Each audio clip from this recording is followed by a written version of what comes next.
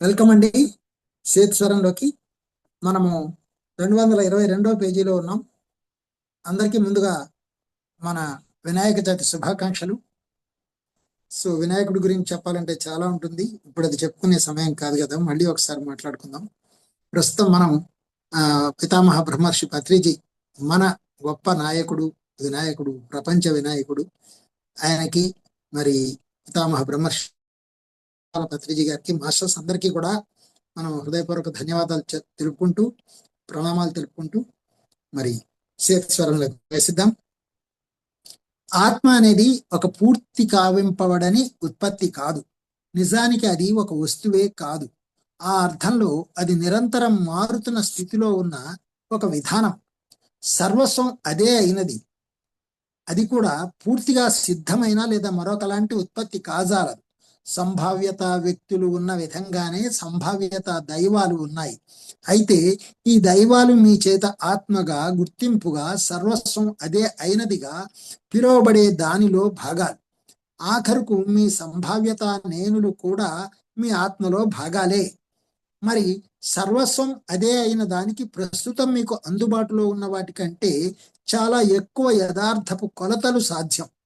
నిజం చెప్పాలంటే మీ కోరికలతో, మీ సొంత ఆలోచనలతో సంభావ్యత దైవాలను మీరే సృష్టించారు. వారు అభౌతిక స్వతంత్ర అస్తిత్వాలుగా ప్రాముఖ్యం సంతరించుకొని ఇతర అస్తిత్వ స్థాయిలలో ఉండిపోయారు. ఒక సర్వస్వం అదే అయిన దానికే తన సొంత స్వభావంతో పాటు మిగతా చేతనల స్వభావం, వాటి అసంఖ్యాకమైన సంభావ్యత నేనుల ఎరుక ఉన్నది. ఇక ఇక్కడి నుండి మనం తీసుకోబోయే విషయాలలో మాటలు అర్థరహితమవుతాయి. అంటే చాలా కష్టం అవుతుంది మనం అర్థం చేసుకోవడం.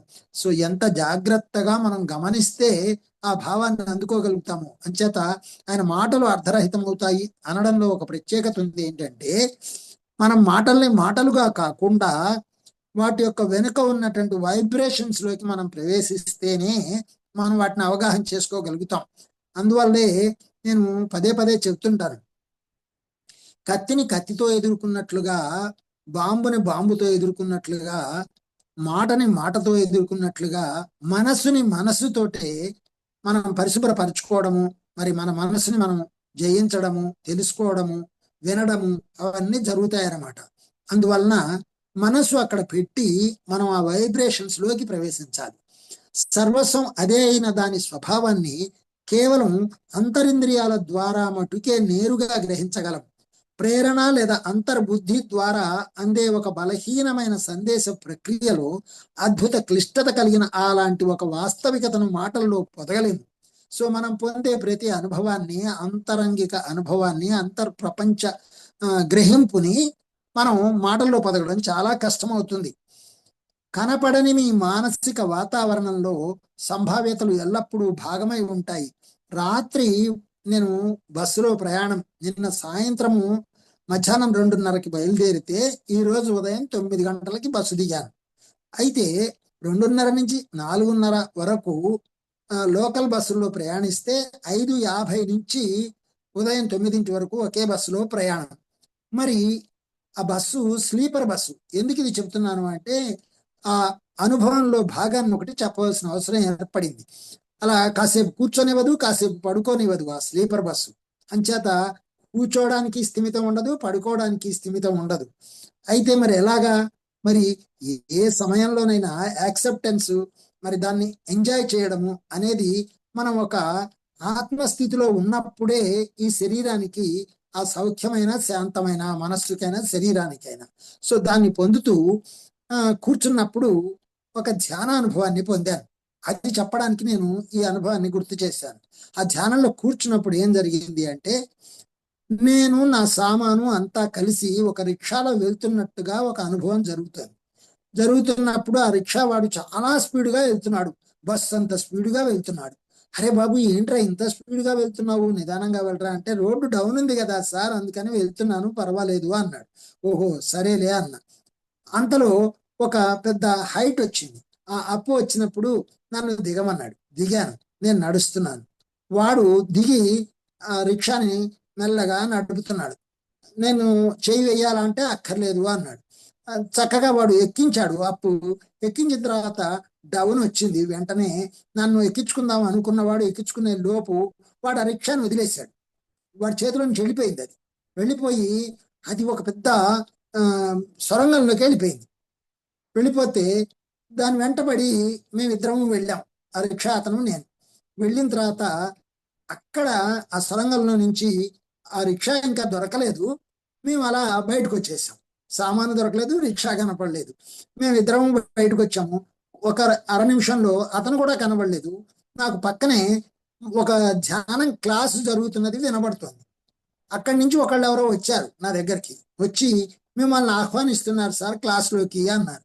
అంటే ఇప్పుడు నేను క్లాసులోకి రావడం ఏంటి, ఇక్కడ సామాను పోయింది, రిక్షావాడు పోయాడు, నేను ఇక్కడ వెతుక్కుంటున్నాను అన్నాను. అంటే కాదు సార్ మీరు తప్పకుండా రావాలి అన్నారు. నేను రానండి, దయచేసి నన్ను మన్నించండి అన్నా. అంటే ఆ క్లాస్ చెబుతున్న మాస్టరు ఒకటి మాట్లాడుతున్నాడు, అది నా చెవిన పడింది. అంతే దూరంలో ఉన్నాను నేను, లోపలికి వెళ్లకుండా. అక్కడ ఆయన ఏమంటున్నారంటే, ఇలాగే చాలా మంది ధ్యానాన్ని పక్కకి నెట్టేసి వాళ్ళు కొట్టుకుపోతున్నారు, వాళ్ళు ఎక్కడికో పోతున్నారు, ఏంటో అయిపోతున్నారు అన్నాడు. అంటే నేను ఏం మాట్లాడుతున్నారు మాస్టర్ అని ఇక్కడి నుంచే మాట్లాడాను. నేను మాట్లాడితే అతనికి కూడా వినబడుతోంది, మీరు అలా మాట్లాడకూడదు, ఇక్కడ మీరు చెప్తోంది క్లాస్లో పాజిటివ్ గురించి మాట్లాడండి, ఎవరో కొట్టుకుపోయే దాని గురించి మీకెందుకు, మనకెందుకు, కొట్టుకుపోయాడు కొట్టుకుపోతాడు, చచ్చిపోయాడు చచ్చిపోతాడు, అదంతా వాడి సినిమాలో భాగం, మీకు దాంతో అవసరమా, ఎవరి సినిమా గురించి మనం ఎందుకు మాట్లాడాలి, ఇక్కడ మీ క్లాస్లో కూర్చున్న వాళ్ళకి మీరు ఏం అందించాలో, మరి ఎలా ఎనర్జీ ఇవ్వాలో, ఆ ఎనర్జీ ఎలా పొందాలో అని నేర్పండి. కొట్టుకుపోయే వాళ్ళ గురించి మనం ఎందుకు మాట్లాడాలి. ఇప్పుడు నేను కొట్టుకుపోయే వాళ్ళ గురించి మాట్లాడుతున్నానా? కాదు. మనం ఏంటంటే ఆ వైబ్రేషన్స్ క్లాసులో ఎంతసేపు నెగిటివ్ విషయాలను మాట్లాడకుండా చక్కగా అనుసంధానమై ఉండాలి. వెంటనే ఆ మాస్టర్ అన్నారు, చాలా మంచి విషయం చెప్పారండి, ధన్యవాదాలు, ఇక పైన క్లాస్లో అలాంటివి రాకుండా చూసుకుంటాను అని. ఆ ఉదాహరణని ఎప్పుడు ఎంతవరకు చెప్పాలి అన్నది చాలా ముఖ్యం అన్నమాట. సో అలాగా మనము ఈ విషయాన్ని చెప్పడానికి ముఖ్యంగా మన నిద్రలో ఉన్నప్పుడు కూడా, ధ్యానంలో ఉన్నప్పుడు కూడా మనం పొందే అనుభవాలన్నీ ధ్యానానుభవాలే అని చెప్పడానికి ఒక ఉదాహరణగా నేర్చుకోవడం జరుగుతుంది అనమాట. సో కనపడినటువంటి మీ మానసిక వాతావరణంలో సంభావ్యతలు ఎల్లప్పుడూ భాగమై ఉంటాయి. అదనమాట మన మానసిక వాతావరణంలో ఉండేది మన అనుభవాలుగా కలలుగా కనడం జరుగుతుంది. మరి ఆ సామాను పోవడం ఏంటి, ఆ మనిషి వెళ్ళిపోవడం ఏంటి అంటే, ఈ అనుభవాన్ని పొందడం కోసం అది సృష్టించబడినటువంటి ఒక చిన్న విషయం. ఒక తోటి మాస్టర్కి చెప్పాల్సిన సమయం వచ్చినప్పుడు ఎలా చెప్పాలి అనే దానికోసం సృష్టించుకున్నటువంటి ఒక సంభావ్యత అన్నమాట. వాస్తవిక సంభావ్యత వ్యవస్థల నడుమ మీరు ఉంటారు, అది మీ నుండి ఎడంగా ఉండేది కాదు. కొంతవరకు దానిని మీ ప్రస్తుతపు అస్తిత్వం ఉన్న ఒక సముద్రంగా చెప్పవచ్చు. మీరు అందులోనూ, అది మీలోనూ ఉన్నారు.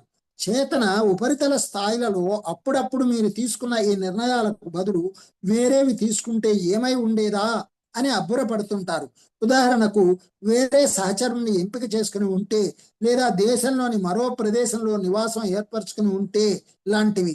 తరువాత పంపవద్దని నిర్ణయించుకున్న ఉత్తరం కానీ పంపి ఉంటే ఏమై ఉండేది అని అబ్బురపడుతుంటారు. అలాంటి సమయాలలో సంభావ్యతలను, వాటి స్వభావం గురించి ఎప్పుడైనా ప్రశ్నించుకున్నారా? మీ నిర్ణయాలతో పాలు పంచుకున్న ఆ వ్యక్తులందరితోనూ మీకు చాలా లోతైన సంబంధాలు ఉన్నాయి.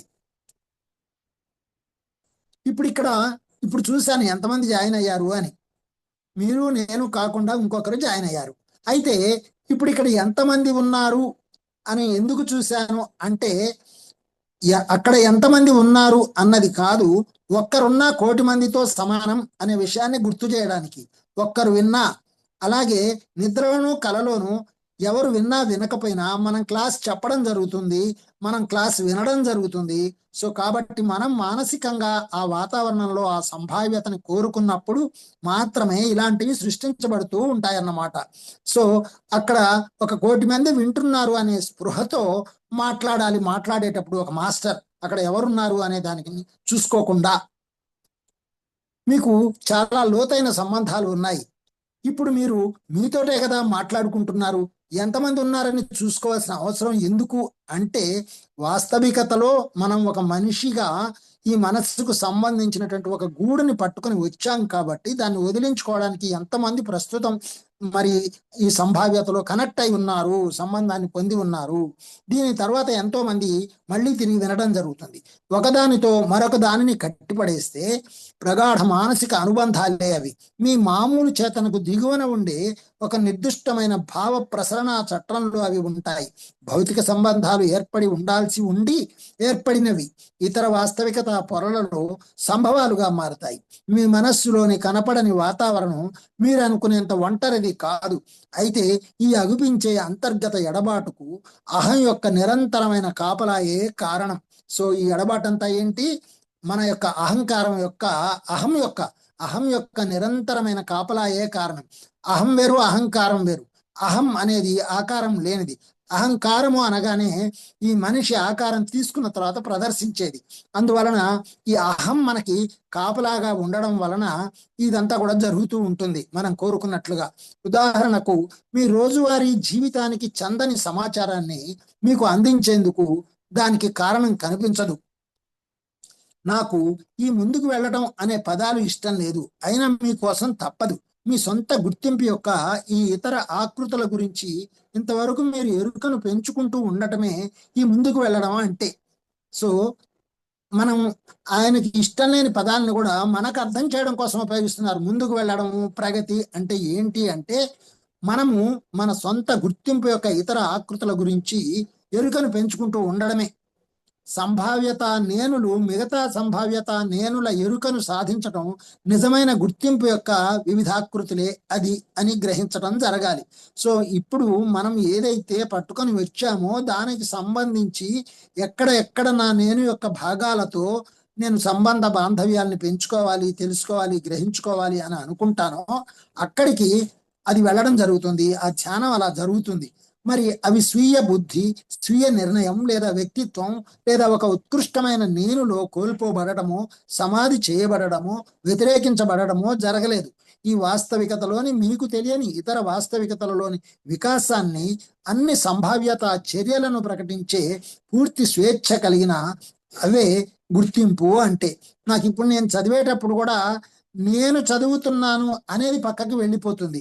ఆ సేత్ నా ద్వారా చదువుతున్నారు అనే స్పృహలో ఉండడమే, అలాగే విశ్లేషణ కూడా ఆయనే వచ్చి కనెక్ట్ అయి చేస్తున్నారు అనేటువంటి స్పృహనే కలిగి ఉండడం నిజంగా ఆ సేత్ నా నేనుతో ఎలా కనెక్ట్ అయి ఉన్నారు అనేది దృశ్యమానం కావటం జరుగుతూ ఉంటుందన్నమాట. మీరు ఈ పుస్తకం చదువుతున్న ఈ క్షణంలో మీలో కలిగే ఒక చిన్న మానసిక లేదా అనుభూతి కదలికను ప్రభావితం చేయగల విశ్వ సంబంధ సంభావ్యతకు చెందిన సాలెగూడు నడుమ మీరున్నారు. సో ఆయన చెబుతున్నట్టుగా ఈ నేను అనేటువంటి సాలెగూడులో, ఈ ప్రపంచం అనేటువంటి ఒక పెద్ద ఇంట్లో నేను నా అనే ఒక సాలెగూడులో నేనున్నాను. ప్రపంచం ఎంత పెద్ద ఇల్లు, అందులో నేను ఒక మూలన ఒక ఇంట్లో మళ్ళీ ఒక చిన్న సాలెగూడులో ఉన్నవాడిని అనేటువంటి దృశ్యాన్ని మనం గనక చూసుకున్నట్లయితే వాళ్ళు మన ద్వారా ఎలా మాట్లాడతారు. మీ ఆలోచనలు మరి అనుభూతులు అన్ని భౌతిక దిశలలోకే గాక మీకు కనిపించని ఇతర దిశలలో కూడా ప్రయాణిస్తాయి. మీకు ప్రస్తుతం అర్థం కాని కొలతలలో అవి ప్రత్యక్షం అవుతూ ఉంటాయి. మీ సొంత వాటితో సంబంధం ఉన్న ఇతర సంభావ్యతల నుండి మీరు సంకేతాలు అందుకుంటూ ఉంటారు. అయితే వాటిలో ఏ సంభావ్యత చర్యలను మీ వ్యవస్థలో వాస్తవికతలోకి అనుమతించాలనుకున్నదే ఎన్నుకుంటారు. మిగతా వాళ్ళకు కూడా వారి వారి వ్యవస్థలలో ఇలాంటి స్వేచ్ఛ ఉంటుంది. సో మనం ఇప్పుడు కొన్ని గుర్తుపెట్టుకొని చెప్పాలనుకున్నా గుర్తుండవు. కారణం ఏంటంటే మనం ఈ నేనుకు కనెక్ట్ అయి ఉండడం. నేను ఆ అనుభవాన్ని రాత్రి పొందిన వెంటనే నేను ఇది చెప్పాలి అనుకున్నాను, తర్వాత దాని గురించి మర్చిపోయాను. ఇప్పుడు చక్కగా మరి ఆ సమయానికి అది కనెక్ట్ అయి గుర్తొచ్చింది కదా. కాబట్టి మనం ఎంత దానికి కనెక్ట్ అయి ఉన్నాము అన్నది ముందు గ్రహింపు శక్తిని బట్టి అది మనకి గుర్తింపు ఉంటుంది, అది గుర్తుంచుకోవడం జరుగుతుంది. మరి ఆలోచనలు మీరే పుట్టించి మీరే స్వీకరిస్తారు. ఇతర సంభావ్యత నేనుల నుండి వచ్చిన గుర్తింపు పొందని సంభావ్యత చర్యలను యథార్థం చేయాలన్న బలవంతం ఏమీ లేదు. మీకు ఇతర సంభావ్యత నేనులకు నడుమ సహజమైన ఒక ఆకర్షణ శక్తి ఉంది. అదే ఏకకాలంలో శక్తిని బలంగా చిమ్మగల ఒక విద్యుత్ అయస్కాంత శక్తి సమన్విత సంబంధం. సో ఈ యొక్క విద్యుత్ అయస్కాంత ఎలక్ట్రోమాగ్నెటిక్ పవర్ వల్లనే మనం ఇతర నేనులతో, మన ముక్కలతో, మన భాగాలతో కనెక్ట్ అయ్యి అవి అందించేటువంటి సమాచారాన్ని ఇక్కడ వాస్తవం చేయడానికి ప్రయత్నం చేస్తాం. అయితే ఏదైతే చేయాలో దాన్నే చేస్తాం తప్ప అన్నిటినీ చెయ్యం. వాటన్నిటి నుంచి ఎన్నుకోవటం జరుగుతుంది. మళ్ళీ తిరిగి ఈ నేను గ్రహించి వాటిని చక్కగా వాస్తవ రూపంలోకి తేవడం జరుగుతుంది. దీని అర్థం ఏమిటంటే ఈ శక్తి మీకు ఇతర వాస్తవికతల్లోని మీ సంభావ్యత నేనులకు ఏకకాలంలో కనిపిస్తుందన్నమాట. ఏకం చేసే అనుకంపన కలిగిన మరి మానసిక ప్రతిచర్య చూపగలవే అభౌతిక బాంధవ్యాలు. అవి స్వప్నావస్థలో చాలా దృఢంగా ఉంటాయి. అదే ఇప్పుడు నేను చెప్పింది. ఆ స్వప్నావస్థ, ధ్యానంలో ఉన్నటువంటి ఒక స్వప్నావస్థలో నుంచే మనం ఆ యొక్క బాంధవ్యాలని కలిగి, ఈ అభౌతిక బాంధవ్యాలు ఇవి ఆ స్వప్న స్థితిలో నుంచి వాస్తవంలో తీసుకురావడం జరుగుతుంది. మరి అహం యొక్క కార్యకలాపాలు కొంతమేర స్తంభించిన ఆ స్థితిలో మొత్తం గుర్తింపులోని వివిధ భాగాలు చాలా పరిగణింపదగిన సందేశ ప్రక్రియలో ఉంటాయి. ఆ సమయంలో మన లోపల ఉన్నటువంటి భాగాలన్నీ కూడా గుర్తింపదగినటువంటి భాగాలుగా సందేశ ప్రక్రియలో ఉంటాయి. మీ కళలలో మీరు వెళ్ళి ఉండవచ్చు అనిపించే సంభావ్యత మార్గాల దర్శనం క్షణికంగా కలగవచ్చు. అవి మీ ఊహా సంజనితంగా మీరు భావించవచ్చేమో, కానీ మరొక సంభావ్యత వ్యవస్థలో సంభవించిన ఘటనల న్యాయబద్ధమైన చిత్రమే మీ కనులకు కట్టేది సుమా. మరి ఈ అనుభవాన్ని మళ్ళీ తిరిగి చెప్పడం ఇక్కడ గుర్తు చేయడం, ఎందుకంటే ఆ సామాను అంతా వెళ్ళిపోయినా ఎలాంటి బాధ విచారం దాని గురించి లేకుండా, అంటే నేను నాకు సంబంధించినంతా వెళ్ళిపోయి పడిపోయినా, ఆ మోసుకెళ్లేవాడు వెళ్ళిపోయినా వాళ్ళ గురించి విచారం లేకుండా, ఏమాత్రం ఆలోచన లేకుండా ఇక్కడ క్లాస్ జరుగుతుంటే క్లాస్లో ఇవ్వవలసిన మెసేజ్ కోసము ఆ అనుభవం రావడానికి కారణం ఏంటి? నేను అనే ఈ నేను నువ్వు పూర్తిగా వదిలేశావు, అప్పుడే నువ్వు ఆ స్థితిలో ఆత్మస్థితిలో పనిచేయగలుగుతావు అని చెప్పడం అన్నమాట. అంచేత అది ఆ సంభావ్యత ఆ చిత్రంగా మనకి ఆ స్వప్న స్థితిలో, ఆ ధ్యాన స్థితిలో దర్శనం అవ్వడం జరుగుతుంది. మరి ఒకటి కన్నా ఎక్కువ సంభావ్యతలు, నేనులు ఒకే ఘటనకు యథార్థ స్థితిని కల్పించవచ్చు. అయితే మీరు కొన్ని సంభావ్యత నేనులతో మిగతా వాటికన్నా ఎక్కువగా అదే సమరూపులు, రిజెంబుల్స్ గా ఉంటారు. మీరు ఇలాంటి ఒక మానసిక సమగ్ర ఆకృతిపరమైన చిక్కులో పాలు పంచుకున్నందువల్ల, మరి లోగడ చెప్పిన సంబంధాలు నిజంగానే ఉండటం వల్ల మీ వ్యక్తిత్వపు ఈ ఇతర సంభావ్యత భాగాలు కలిగి ఉన్న జ్ఞానాన్ని, మరి సామర్థ్యాలను మీరు కొంతమేర వాడుకోవచ్చు. సో అక్కడి నుంచి మనము ఆ సామర్థ్యాన్ని ఇక్కడ వాడుకునే శక్తిని మనం పొందుతాం అన్నమాట. ఈ సంబంధాలే ఒక స్థిరమైన వంశ పారంపర్యతకు దారితీస్తాయి. అయితే సంభావ్యత వ్యవస్థ ఒక్కసారి మీ ఎరుకలోకి వస్తే, నేను చెబుతున్న ఈ శ్రేయదాయకంగా చొరబడే మానసిక ప్రేరణల పట్ల అప్రమత్తంగా ఉండడం అనేది నేర్చుకోవడం ప్రారంభిస్తారు. నాకు ఈ అనుభవం ఎందుకు జరిగింది, నాకు ఎలా వచ్చింది, ఎక్కడ నేను కనెక్ట్ అయి ఉన్నాను అనేది మనం నేర్చుకోవడం ప్రారంభిస్తాం అనమాట. అలాంటి మానసిక ప్రేరణలు మీ సొంత వర్తమాన చర్యలకు సంబంధం ఉన్నట్లుగా ఉంటాయి. చొరబడే అనటం ఎందుకంటే మీ సొంతం కాకుండా ఎక్కడి నుంచో ఊడిపడి చాలా త్వరగా మీ చేతనలోకి వచ్చేస్తాయి. ఇవి చాలా తరచుగా రకరకాలైన ఆధారాలను ఇస్తాయి. ఉదాహరణకు, మీకు సంగీతం గురించి బొత్తిగా తెలియకపోవచ్చు. అయితే ఒక మధ్యాహ్నం మీ మామూలు రోజువారీ పనిలో ఉన్నప్పుడే ఒక్కసారిగా ఒక వయలిన్ కొనాలనే మానసిక ప్రేరణ కలగవచ్చు. మరి అలాంటి మానసిక ప్రేరణ మీ గుర్తింపులోని మరో సంభావ్యత భాగానికి ఆ వాయిద్యంలో ప్రతిభ ఉంది అనడానికి ఒక సంకేతం. మీరు పరిగెడుతూ వెళ్ళి ఒకటి కొనేయమని నేను అనటం లేదు. అయితే ఆ ప్రేరణ వల్ల సాధ్యమైనంత వివేకమైన చర్యను చేపట్టాలి. అంటే ఓ వయలిన్ను అద్దెకు తీసుకుని ఆ వాయిద్య మేళనతో పరిచయం చేసుకోవడం లాంటివి. సో ఇప్పుడు ఇక్కడ ఒక ప్రేరణ కలిగిందని ఏదో చేయడానికి వెంటనే మీరు దూకేమనే మనకి సలహా ఇవ్వడం లేదు. అది ఎంతవరకు సరి అయినది అనేది తెలుసుకోవాలి. ముఖ్యంగా చాలా మందికి చాలా సార్లు కొన్ని కార్యక్రమాలు వింటున్నప్పుడు, చూస్తున్నప్పుడు, నేను డాన్స్ చేస్తే బాగుంటుంది, నేను పోయిటరీ రాస్తే బాగుంటుంది, నేను కూడా చేస్తే బాగుంటుంది, నేను ఫలానా ఇన్స్ట్రుమెంట్ నేర్చుకుంటే బాగుంటుంది, లేదా నేను నేర్చేసుకోవాలి, కొనేసుకోవాలి అనేటువంటి ప్రేరణని మనం పొందడానికి కారణం మన లోపల ఆ భాగం మేల్కోవడమే. అయితే వెంటనే వెళ్ళి కొనాలనేం లేదు. ఎందుకంటే ఎంతో మంది అలా ప్రేరణ పొంది ఆ ఇన్స్ట్రుమెంట్స్ ని కానీ కొని, లేదా అలాంటి క్లాసెస్ లో జాయిన్ అయ్యి మధ్యలో వదిలేయడం జరుగుతూ ఉంటుంది. చాలా మంది 100కి 90% మంది అదే మనకు ఒకటి ఉంది, ఆరంభ సూరత్వము అని. దానికి కూడా ఒక విషయం చెప్పారు. ఏంటి అంటే, మొదలు పెట్టడము గొప్ప విషయం కాదు, దాన్ని ఎలా ముగించాలి అని. సో దాన్ని ఎలా పూర్తి చేసుకోవాలి అనేది చాలా ముఖ్యమైన విషయం. ఉత్తములు, మధ్యములు, అధములు అని మనకి చెప్తారు కదా. ప్రారంభం చెయ్యని వాళ్ళు అధములు, ప్రారంభం చేసి వదిలేసే వాళ్ళు మధ్యములు, మరి ప్రారంభించి ముగించే వాళ్ళు ఉత్తములు. కాబట్టి ఏదైనా దాని అంతు తేల్చుకోవాలి దానిలో చేరినప్పుడు. కాబట్టి మనం ఇప్పుడు ధ్యానంలోకి వచ్చాం కదా, మరి ధ్యానాన్ని మధ్యలో వదిలేసిన వాళ్ళు కూడా ఉన్నారు చాలా మంది. ముందు ప్రేరణ పొందడం, ఇక్కడ నెగిటివ్ మాట్లాడుకోవడం కాదు. ప్రేరణ పొందిన తర్వాత అది నిలబడటానికి తగినటువంటి శక్తి మన దగ్గర లేనప్పుడు దాన్ని వదిలేయడం జరుగుతుంది. సో ఆ శక్తి సరైనదా కాదా అని తెలుసుకోవడానికి మనకి మనం సంయమనంతో, ఇక్కడ మనకి ఆయన ఉదాహరణ చెప్పారు ఏంటంటే, వైలెన్ మీకు కొనాలనిపించగానే కొనకుండా దాన్ని ముందు రెంట్కి తీసుకొని సాధన చేయండి అన్నట్టుగా. ఇప్పుడు ధ్యానం చేయాలనే ప్రేరణ ఒకళ్ళ ద్వారా మనం పొందాం, కానీ మధ్యలో ఈ ధ్యానం ఏంటి, గోలంతా ఏంటి, టైం వేస్ట్, అది ఇది ఇలాంటి ఆలోచనలన్నీ మళ్ళీ తర్వాత వచ్చి దాన్ని వదిలేయడం జరుగుతూ ఉంటుంది. దాంట్లో నెగిటివ్ని చూడటం జరుగుతూ ఉంటుంది. ఆ తర్వాత లోతులకు వెళ్ళాలా వద్దా అనేది ఒకటి వస్తుంది. కాబట్టి ఒకరు చెప్పిన దాంతో ప్రేరణ పొందినా మీ లోపలికి మీరు వెళ్ళి సరైన సమాధానం మీ మనసు నుంచి పొంది దాని నుంచి మీరు కంటిన్యూ చేయండి అని చెప్పడానికి ఈ ఉదాహరణ చెప్పడం జరిగింది. ఒకవేళ ఆ మానసిక ప్రేరణ మీ సంభావ్యత నేను నుండి పుడితే మీరు ఆ వాయిద్యాన్ని చాలా త్వరగా నేర్చుకోగలరు. అప్పుడు మరి సంభావ్యత నేనులు మీ గతంలోనూ భవిష్యత్తులోనే ఉంటాయని వేరే చెప్పనవసరం లేదు కదా. మీకు తెలిసిన గతంలోని వ్యతిరేక లేదా అనాహ్లాదకర అన్ప్లెజెంట్ విషయాల గురించే ఆలోచించడం మంచి పని కాదు. ఎందుకంటే సంభావ్యత నేనులోని కొన్ని భాగాలు ఇంకా మీ గతంలో పాలు పంచుకుంటూ ఉండవచ్చు.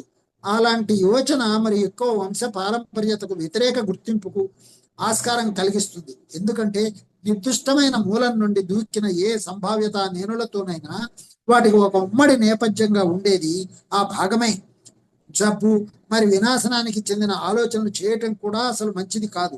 ఎందుకంటే సంభవించాల్సిన పని లేని వ్యతిరేక సంభావ్యతల సాలెగూళ్ళను ఏర్పాటు చేసినట్లవుతుంది.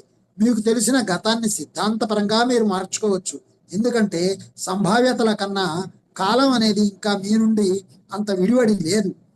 సో ఆ సంభావ్యతలతో అనుబంధం కంటే మనం టైంతో ఎక్కువ బైండ్ అయి ఉంటాం. అది మన నుంచి విడివడి లేదు.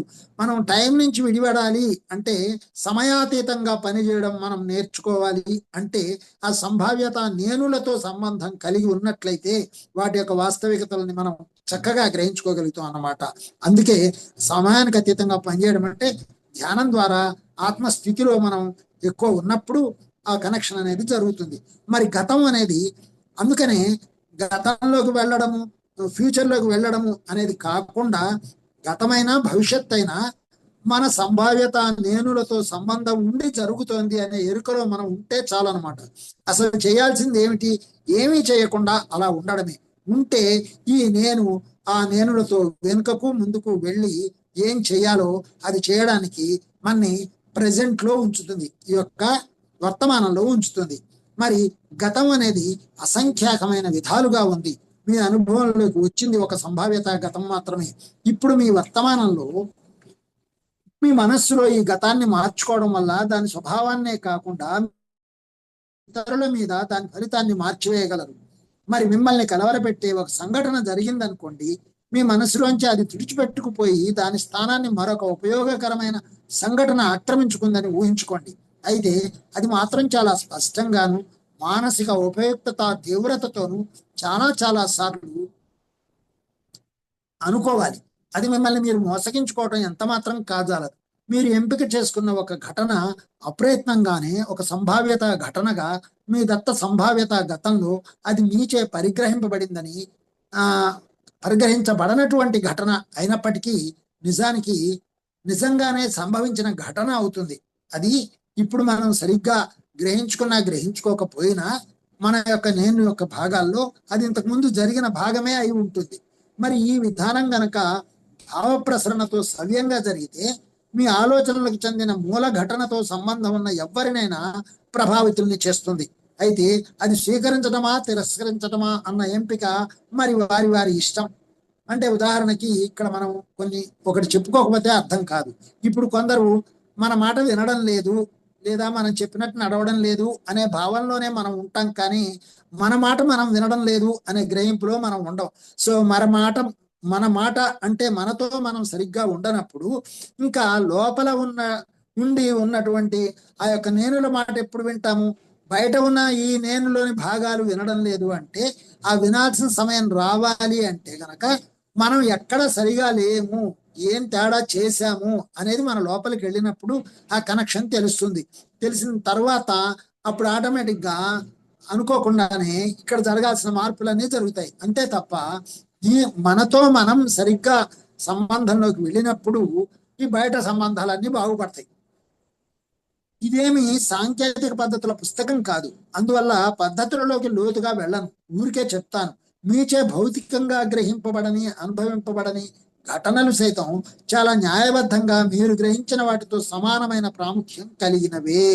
సో ఇప్పుడు మనం గ్రహించలేనిటువంటివి అనుభవించినటువంటి ఘటనలన్నీ కూడా న్యాయబద్ధంగా మనం గ్రహించిన వాటితో సమానమైనవే. అంటే ఏంటనమాట, ఇప్పుడు వాళ్ళు సరిగ్గా లేరు అనేటువంటి భావం మనలో ఉంది అంటే అది ఎంత సరి అయినది అంటే మనం మనతో సరిగ్గా లేము కనుకే వాళ్ళు మనతో సరిగ్గా లేరు అనే విషయం మనకి స్పష్టం అవుతుందన్నమాట. అవి అంతే వాస్తవికంగా మీ సొంత మానసిక అగోచర వాతావరణంలో ఉంటాయి. ఇది ఇలా గుర్తుంచుకోండి.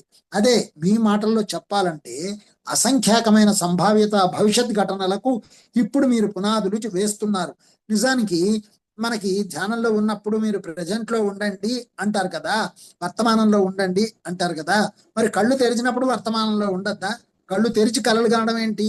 కాబట్టి అసలు ఉన్నదంతా మనం గతంలో నుంచి భవిష్యత్తులోకి ప్రయాణం చేస్తూ ఉన్న స్థితిలోనే వర్తమానంలో ఉంటాం. అదే నిజానికి సరి అయినది. ఎందుకంటే మనల్ని మనం సరి చేసుకోవడానికి గతం ఆధారం అయితేనే భవిష్యత్తులో మార్పు ఉంటుంది. కాబట్టి ఆ గతాన్ని సవరించుకోవడమే నిజానికి ధ్యానం అంటే. మీలోంచి పుట్టే ఆలోచనల అనుభూతుల స్వభావం మీరు అలవాటుగా లేదా మీ లక్షణంగా స్వీకరించే అనుభూతులు. అంటే ఇక్కడ మీకు ఒక చిన్న విషయాన్ని స్పష్టం చేస్తాను. ఇప్పుడు ఒక దెబ్బ తగిలింది, తగిలిన తర్వాత మందు ఎందుకు వేస్తున్నాం? దెబ్బ తగిలడం అయిపోయింది కదా, అయిపోయిన తర్వాత కదా మందు వేస్తున్నాం. అంటే వర్తమానంలో ఎక్కడున్నాం? ఆ గాయానికి మందు వేయడంలో ఉండాలి. సో కాబట్టి గతానికి మందు ఔషధాన్ని ఇవ్వడమే వర్తమానము, అదే ధ్యానము. గతానికి మందు వేస్తే గతాన్ని బాగు చేసుకుంటే భవిష్యత్తు ఆటోమేటిక్గా బాగుంటుంది. గతాన్ని బాగు చేసుకోవడం కోసమే మనం ధ్యానంలో ఉన్నాము. గతం అంటే ఏంటి? నేను, నా ముక్కలు. ఆ ముక్కల్లో ఎక్కడెక్కడ తేడాలు ఉన్నాయో ఆ సంభావ్యత నేనులు ఏమేమి అపరాధాలు చేశాయో వాటన్నిటిని కూడా తీర్చిదిద్దుకోవడం కోసమే ధ్యానంలోకి వచ్చాం. అవన్నీ కూడా మరి కరిగిపోవడము మాయమవడము జరగాలి కదా, అన్నీ తేలిపోవాలి కదా. దానికోసమే ధ్యానం. అసలు ఆ సంభావ్యత భవిష్యత్తుల నుండి భౌతికమైన అనుభవంగా మారే ఘటనలను మీరు ఎన్నుకోవటం జరుగుతుంది. సో అవన్నీ మాయమైన తర్వాతే, అవన్నీ నయమైన తర్వాతే, ఆ గాయాలన్నిటికీ మందు పెట్టిన తర్వాతే అపరిమితమైనటువంటి ఆనంద స్థితిలో ఈ నేను అనేది పనిచేయడం జరుగుతుంది, ఆత్మస్థితిలో ఉండడం జరుగుతుంది. మనకి ఇంకా నొప్పులు, బాధలు, గాయాలు, దుఃఖాలు ఉన్నాయి అంటే మనం ఇంకా గతం నుంచి బయటికి రాలేదు అని అర్థం. వర్తమానంలో ఉండండి, వర్తమానంలో ఉండండి అంటే ఉండలేము. వాటన్నిటినీ చక్కగా క్లీన్ చేసుకోవాల్సిందే. చేసుకోవడం అనేది మనకే తెలుస్తుంది. తెలిసిన తర్వాతే మనం హాయిగా ఆ బ్రహ్మానంద స్థితిలో ఆత్మస్థితిలో ఉంటాము. వంశ పారంపర్యతలు మరి అంతర బంధాలు ఉండడం వల్ల ఒక భవిష్యత్ ఘటనతో శృతి కలపడం మీకు సాధ్యపడుతోంది. అది ఒక దురదృష్టకర స్వభావపూరిత భవిష్యత్ ఘటన అనుకోండి. మీరు ఇలాగే దాని దిశగా వెళుతున్నారు అనుకోండి, నాకు దాని గురించిన ఒక కళ మిమ్మల్ని ఎంత భయ ప్రకంపితులను చేస్తుంది అంటే మీరు దాని అనుభవం పొందకుండా తప్పించుకుంటారు. అంటే ఆ ఘటనను అనుభవించిన ఒక సంభావ్యత నేను పంపిన సందేశమే ఆ కళ. ఇప్పుడు రేపు జరగబోయే యాక్సిడెంట్ గురించో ఇంకేదో లాంటిది ఒక దురదృష్టకరమైనటువంటి సంఘటన కూడా మనం ఇప్పుడు ధ్యానంలో చూడడం జరుగుతుంది. చాలా మంది చెప్తారు నాకు వాళ్ళు ఎప్పుడు చచ్చిపోతారో తెలిసింది అని, కానీ వాళ్ళకి చెప్తామా వెళ్ళి? సో నువ్వు ఎప్పుడు చచ్చిపోతావో ఎలా చచ్చిపోతావో నేర్చుకోరా. నీకు జరగబోయేటువంటి ప్రమాదాలు, ఈ నేనుకు జరగబోయే ప్రమాదాల నుంచి బయటపడడం నేర్చుకోరా, ధైర్యంగా ఉండడం నేర్చుకోరా. నువ్వు దాన్ని ఎలా మరి ఆ గాయం జరగకుండా ఎలా చూసుకోవాలో ఆ విద్యని అభ్యసించరా అనే దానికోసం ఈ ధ్యానం వచ్చింది. సో రేపు ఇది జరుగుతుంది అని తెలిస్తే దాన్ని మార్చుకోవడం కూడా నీ చేతిలోనే ఉంది. అంటే ఏంటనమాట, ఈ వర్తమానంలో రేపటి గురించి పనిచేస్తున్నాం. ఇందాక ఈ వర్తమానంలో గతానికి మందు వేయడం గురించి పనిచేస్తున్నాం అని చెప్పుకున్నాం. ఈ వర్తమానంలో రేపటి నుంచి ఎలా బయట కూడా నేర్చుకోవడం జరుగుతుంది. ఇది ధ్యానం అంటే. చూడండి ఎంత అద్భుతంగా ఉందో, ఎంత స్పష్టంగా ఉందో, ఎంత క్లిష్టంగా ఉందో అంటారు సేతు యొక్క వాక్యాలన్నీ, కానీ ఎంత స్పష్టంగా ఉంది. మరి అలాగే ఓ చిన్న పిల్లవాడు కూడా సంభావ్యత భవిష్యత్తు నేను నుండి సందేశాలు అందుకోవచ్చు. వాటి స్వభావం అతని జీవితాన్ని పూర్తిగా మార్చివేయడం జరగవచ్చు. మొత్తం గుర్తింపు అంటే ఇప్పుడు ఉన్నదే, అన్ని విభజనలు కూడా భ్రాంతులే. అందుకే ఒక సంభావ్యత నేను మరో దానికి చేయి అందిస్తూ అలా అన్ని సంభావ్యతల నేనుల అంతర్గత సందేశ ప్రక్రియల ద్వారా మీ భాషాపరంగా వాటి గుర్తింపుని అవి అర్థం చేసుకోవడం మొదలెడతాయి. సో ఇప్పుడు అసలు మొత్తం నేను, ఈ నేనే సంభావ్యత నేనుల మొత్తం, ఇందులోనే అన్నీ ఉన్నాయి. ఆ నేనుల్లోకి ప్రయాణించే శక్తి ఈ నేనుకుంది. కాబట్టి వెళ్ళి కనెక్ట్ అయ్యి గతం నుంచి సవరించుకుంటూ భవిష్యత్తులోకి తొంగి చూస్తూ మరి ఈ నేను నడుపుకునేటువంటి యొక్క వంతెన ఇదే సేతు యొక్క స్వరం. దీన్ని మనం అనుసరించడం ఎంత తేలిక. ఇప్పుడు ఇది ఇతర సహవాసాలకు దారితీస్తుంది. దీనిలో మొత్తం నాగరికత పాలు పంచుకోవటం జరగవచ్చు. ఎందుకంటే వ్యక్తులకు సంభావ్యత గమ్యాలు ఉన్న విధంగా నాగరికతకు, దేశాలకు, మరి ఆవాసాలుగా ఉన్న గ్రహ వ్యవస్థలకు కూడా ఉంటాయి. మీకు తెలిసిన మీ చారిత్రక భూమి చాలా రకాలుగా అభివృద్ధి చెందింది. మరి కొలంబస్ అమెరికాని కనుగొన్నాడట, వాస్కోడిగామా ఇండియాని కనుగొన్నాడట. అంటే అవన్నీ ముందే ఉన్నాయి. ఆ దేశం నుంచి ఈ దేశానికి ఆ కాలంలోనే వందల సంవత్సరాల క్రితమే వాళ్ళు ప్రయాణించి మరి ఎలాంటి సదుపాయాలు లేకుండానే సముద్రాల ద్వారా ప్రయాణించి తెలుసుకున్నారు. అంటే ఆ నేనులు ఎంత పని చేశాయి. మనం ఇక్కడ కూర్చొని మొత్తం ఎక్కడెక్కడ ఏముందో, ఎన్ని గ్రహాలు ఉన్నాయో, ఎన్ని భూములు ఉన్నాయో, ఎన్ని ఆకాశాలు ఉన్నాయో అవన్నీ కూడా తెలుసుకోవాలంటే ఎంత కూర్చోవాలి ధ్యానంలో, ఎంత తెలుసుకోవాలి. మరి అవన్నీ కూడా నిజానికి ఈ యొక్క బిందువు నుంచి, మహా చైతన్య బిందువు నుంచి పుట్టిన విశ్వాలే కదా. అవన్నీ కూడా మన సంభావ్యత నేనులకు సంబంధించిన విశ్వాలే, మనం సృష్టించుకున్నవే. ఎవరికి వారు సృష్టించుకున్నవే వారికి కనబడతాయి. కొట్టిపడేస్తే అవేవి దృష్టిలోకి రావు. మీకు తెలిసిన మీ చారిత్రక భూమి చాలా రకాలుగా అభివృద్ధి చెందింది. అది దృగ్గోచరం చేసే వాటన్నిటి నడుమ వాటిని ఏకీకృతం, యునైట్ చేసి ఒక లోతైన అచేతన సంబంధం ఉంది. అదే ఇప్పుడు నేను చెప్పినటువంటి విషయాన్ని చూడండి ఎలా చెప్పారు. చెప్తూ ఉండగానే ఆ విషయమే ఇక్కడ కింద వాక్యంలో చెప్పబడింది. ఈ చారిత్రక భూమి, మనం ఈ భూమే ఉందనుకుంటున్నాం, చాలా రకాలుగా ఇది అభివృద్ధి చెందే ఉంది. ఇది దృగ్గోచరం చేసే వాటన్నిటి నడుమ వాటిని ఏకీకృతం, యునైట్ చేసే ఒక లోతైన అచేతన సంబంధం ఉంది. సో ఇలాంటి భూములు, ఆకాశాలు ఎన్నున్నాయో వాటన్నిటినీ ఒకటి చేసి చూపించేటువంటి ఒక అవకాశం, అచేతన సంబంధం మనలో ఉంది. వాటి పద్ధతిలో వాటికి అణువులు, పరమాణువులకు కూడా అవి ప్రయాణించిన ఆకారాలకు సంబంధించిన జ్ఞానం కలిగి ఉంటాయి. అలాగే ఒక దత్త నాగరికతలో పాలు పంచుకునే వ్యక్తులు, మరి జాతులు ఇతర వాస్తవికత వ్యవస్థలో పాలు పంచుకున్నప్పటికీ జయాపజయాలకు, ప్రయోగాలకు చెందిన జ్ఞానాన్ని తమలో చాలా లోతుగా కలిగి ఉంటారు.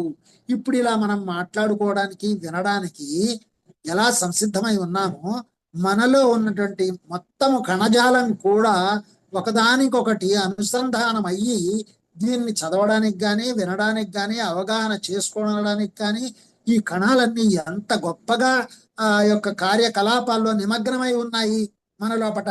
ఒకసారి చూసుకుంటే ప్రతి చిన్న కణం కూడా ఒక మహాప్రపంచంలాగా పనిచేస్తూ ఉంది.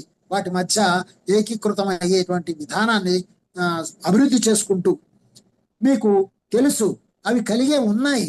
వాటిని మనము, ఈ నేను అనే మనస్సు వాటికి అనుసంధానం కావడం జరుగుతుంది నేర్చుకోవడానికి. మీకు తెలుసు క్రైస్తవ మతం కొన్ని సంభావ్యత వాస్తవికతలలో వికాసం పొందలేదు. కొన్నింటిలో పురుషులు అధికులుగా లేరు. మరికొన్నింటిలో భౌతిక వస్తువుల తయారీ కొత్త విధానాలలో సాగుతోంది. నిజం చెప్పాలంటే ఈ సంభావ్యతలన్నీ కూడా మీ చుట్టూతా ఉన్న గాలిలోనే ఉన్నాయి. వాటిని సాధ్యమైనంత నిజాయితీతో వివరిస్తాను. అయితే మీకు కొంతవరకు పరిచయమైన భావాలతో ఇక్కడ చాలా ముఖ్యంగా మనం అండర్లైన్ చేసుకోవాల్సినటువంటి వాక్యం ఏంటంటే, నిజం చెప్పాలంటే ఈ సంభావ్యతలన్నీ కూడా మీ చుట్టూతా ఉన్న గాలిలోనే ఉన్నాయి. ఈ సంభావ్యత లోకాలు, వ్యవస్థలన్నీ ఎక్కడున్నాయి? చుట్టూతా ఉన్న గాలిలో ఉన్నాయి. అందుకే మనలోకి గాలి వస్తూ పోతూ ఉండే గాలిని మనం గమనించినప్పుడు, ఆధారమైన ఆ గాలిని గమనించినప్పుడు ఈ చుట్టూ ఉన్న గాలిలో ఉన్నటువంటి ఆ సంభావ్యత నేనులతో మనం చక్కగా ఆ యొక్క సంబంధాన్ని కలిగి ఉండడం, ఆ వాస్తవాల్ని మనం తెలుసుకోవడం జరుగుతుందన్నమాట. అలాగా వాటిని అన్వయించడం జరగాలి. అంటే కొంతమేర మీ భావన సరళిలో సత్యాన్ని జల్లెడ పడితే తప్ప అది మీకు అర్థం కాదు. మీరు ఇతర ఘటనలతోనూ మరి ప్రభావాలతోనూ ఆవరించబడి ఉన్నారని చెబితే ప్రస్తుతానికి చాలు. మనం ఇతర ఘటనలతోటి ప్రభావాలతోటి అంటే ఈ లోకంతో ఎక్కువ ఆవరించబడి ఉంటాం. అందువల్ల వాటితో కనెక్ట్ అయ్యి వాటిని గ్రహించుకోవడానికి మనం సరైన సమయాన్ని అవకాశాన్ని చేసుకోం. మీరు వాటిని ఇతర ఘటనలలో భాగాలని గుర్తించక అవే వాస్తవమైనవిగా మీరు స్వీకరిస్తారు. మీ దృష్టికి అవి అందక ఆ వాస్తవికత లేదనుకుంటారు. అయితే మీరు సంఘటనల మధ్య నుండి వస్తువుల మధ్య నుండి వేరే పనేమీ లేనప్పుడు లోపలికి చూడగల ఒక శిక్షణ తీసుకోవాలి. అతీతంగా అనిపిస్తూ జరిగే ఘటనలను జాగ్రత్తగా గమనించండి. అవి పెద్ద పెద్ద అగోచరమైన ఘటనలకు తరచుగా ఆధారాలై. ఇది చాలా ముఖ్యమైన విషయం ఏంటంటే, మనకి ఇప్పుడు ఇది ఇలా జరగడం అనవసరము, ఎందుకు ఇలా జరుగుతుంది, ఇలా జరగకూడదే అని మనకు అన్నటువంటి ఘటనల యొక్క మధ్యలోకి గనక మనం వెళ్ళినట్లయితే అర్ధరహితంగా అనిపించేవన్నీ కూడా వాటిని గమనిస్తే అవి రేపు పెద్ద పెద్ద అగోచర ఘటనలకు, అంటే మనకి ఇప్పుడు మన కంటకు కనబడినటువంటి చాలా అగోచరమైన ఘటనలు, వాటికి ఆధారంగా ఇది జరుగుతుందని అర్థం. ఇప్పుడు ఒక ఉదాహరణకి, ఇప్పుడు ఇలా విప్లవాలు రాకూడదు, ఇలా యుద్ధాలు జరగకూడదు, ఇలా కెలామిటీస్ రాకూడదు అలా అని చెప్పి మనం అనుకుంటూ ఉంటాం. అక్కడంతా బాగుండాలి, ఎందుకు ఇలా జరుగుతోంది అని. అయితే ఇదంతా రేపు జరగబోయేటువంటి ఒక అగోచరమైన, ఇప్పుడు మన ఊహకు అందనది, అగోచరం అంటే కనపడనది, అంటే ఇప్పుడు మన ఊహకు అందనటువంటి ఒక గొప్ప విషయం ఏదో రేపు జరగబోతోంది, దానికి మాత్రమే ఇది ఆధారం. అందుకనే అంతా మంచే జరుగుతోంది, ఏం జరుగుతోందో అంతా మంచే జరుగుతోంది అని చెప్పడానికి. మరి అంతా మంచే జరుగుతున్నప్పుడు మనం ఎందుకు ధ్యానం చెయ్యమని చెప్పాలి? ధ్యానం చెయ్యాలి, జరుగుతుంది అంతా మంచే కదా. ఈ ప్రశ్న మనకి రావచ్చు. అంటే ఏంటి, ధ్యానం ఎందుకు చెయ్యాలి అంటే ఈ ఎరుక కలగడానికి, అంతా మంచే జరుగుతోంది అనే ఎరుక కలగడమే కాదు, నిలబడడానికి. అది నిలబడకనే ఆందోళనలన్నీ. అందువలన ఆ ఆందోళన నుంచి బయటపడి అంతా మంచే జరుగుతోంది అని వాక్యపూర్వకంగా తెలుసుకోవడం కాకుండా అనుభవపూర్వకంగా పూర్తిగా మానసిక స్థితిలో దాంట్లో ఉండడం కోసం ఈ ధ్యానం అవసరం. అదే ఎరుకంటే. మనం ఎప్పుడు అక్కడి నుంచి పక్కకు జరిగి నాకు ఇలా అవుతుంది, అలా అవుతుంది, అక్కడ ఇలాగైంది, ఇక్కడ ఇలాగైంది, అది ఎలా బాగుపడుతుందో, ఇది ఎలా బాగుపడుతుందో అనే ఆలోచనలు మనుషుల్ని ఎక్కువగా గందరగోళానికి గురి చేస్తూ ఉంటాయి. ఆ గందరగోళం నుంచి బయటపడడానికే అంతా నీ సినిమానే అనేటువంటిది ఎప్పుడు ఎరుకలో ఉండడానికే ఈ ధ్యానం అనేది అవసరం. అసలు పదార్థ స్వభావమే అర్థం చేసుకోబడలేదు. మీరు కేవలం దానిని ఒక దశగా అనుకుంటారు.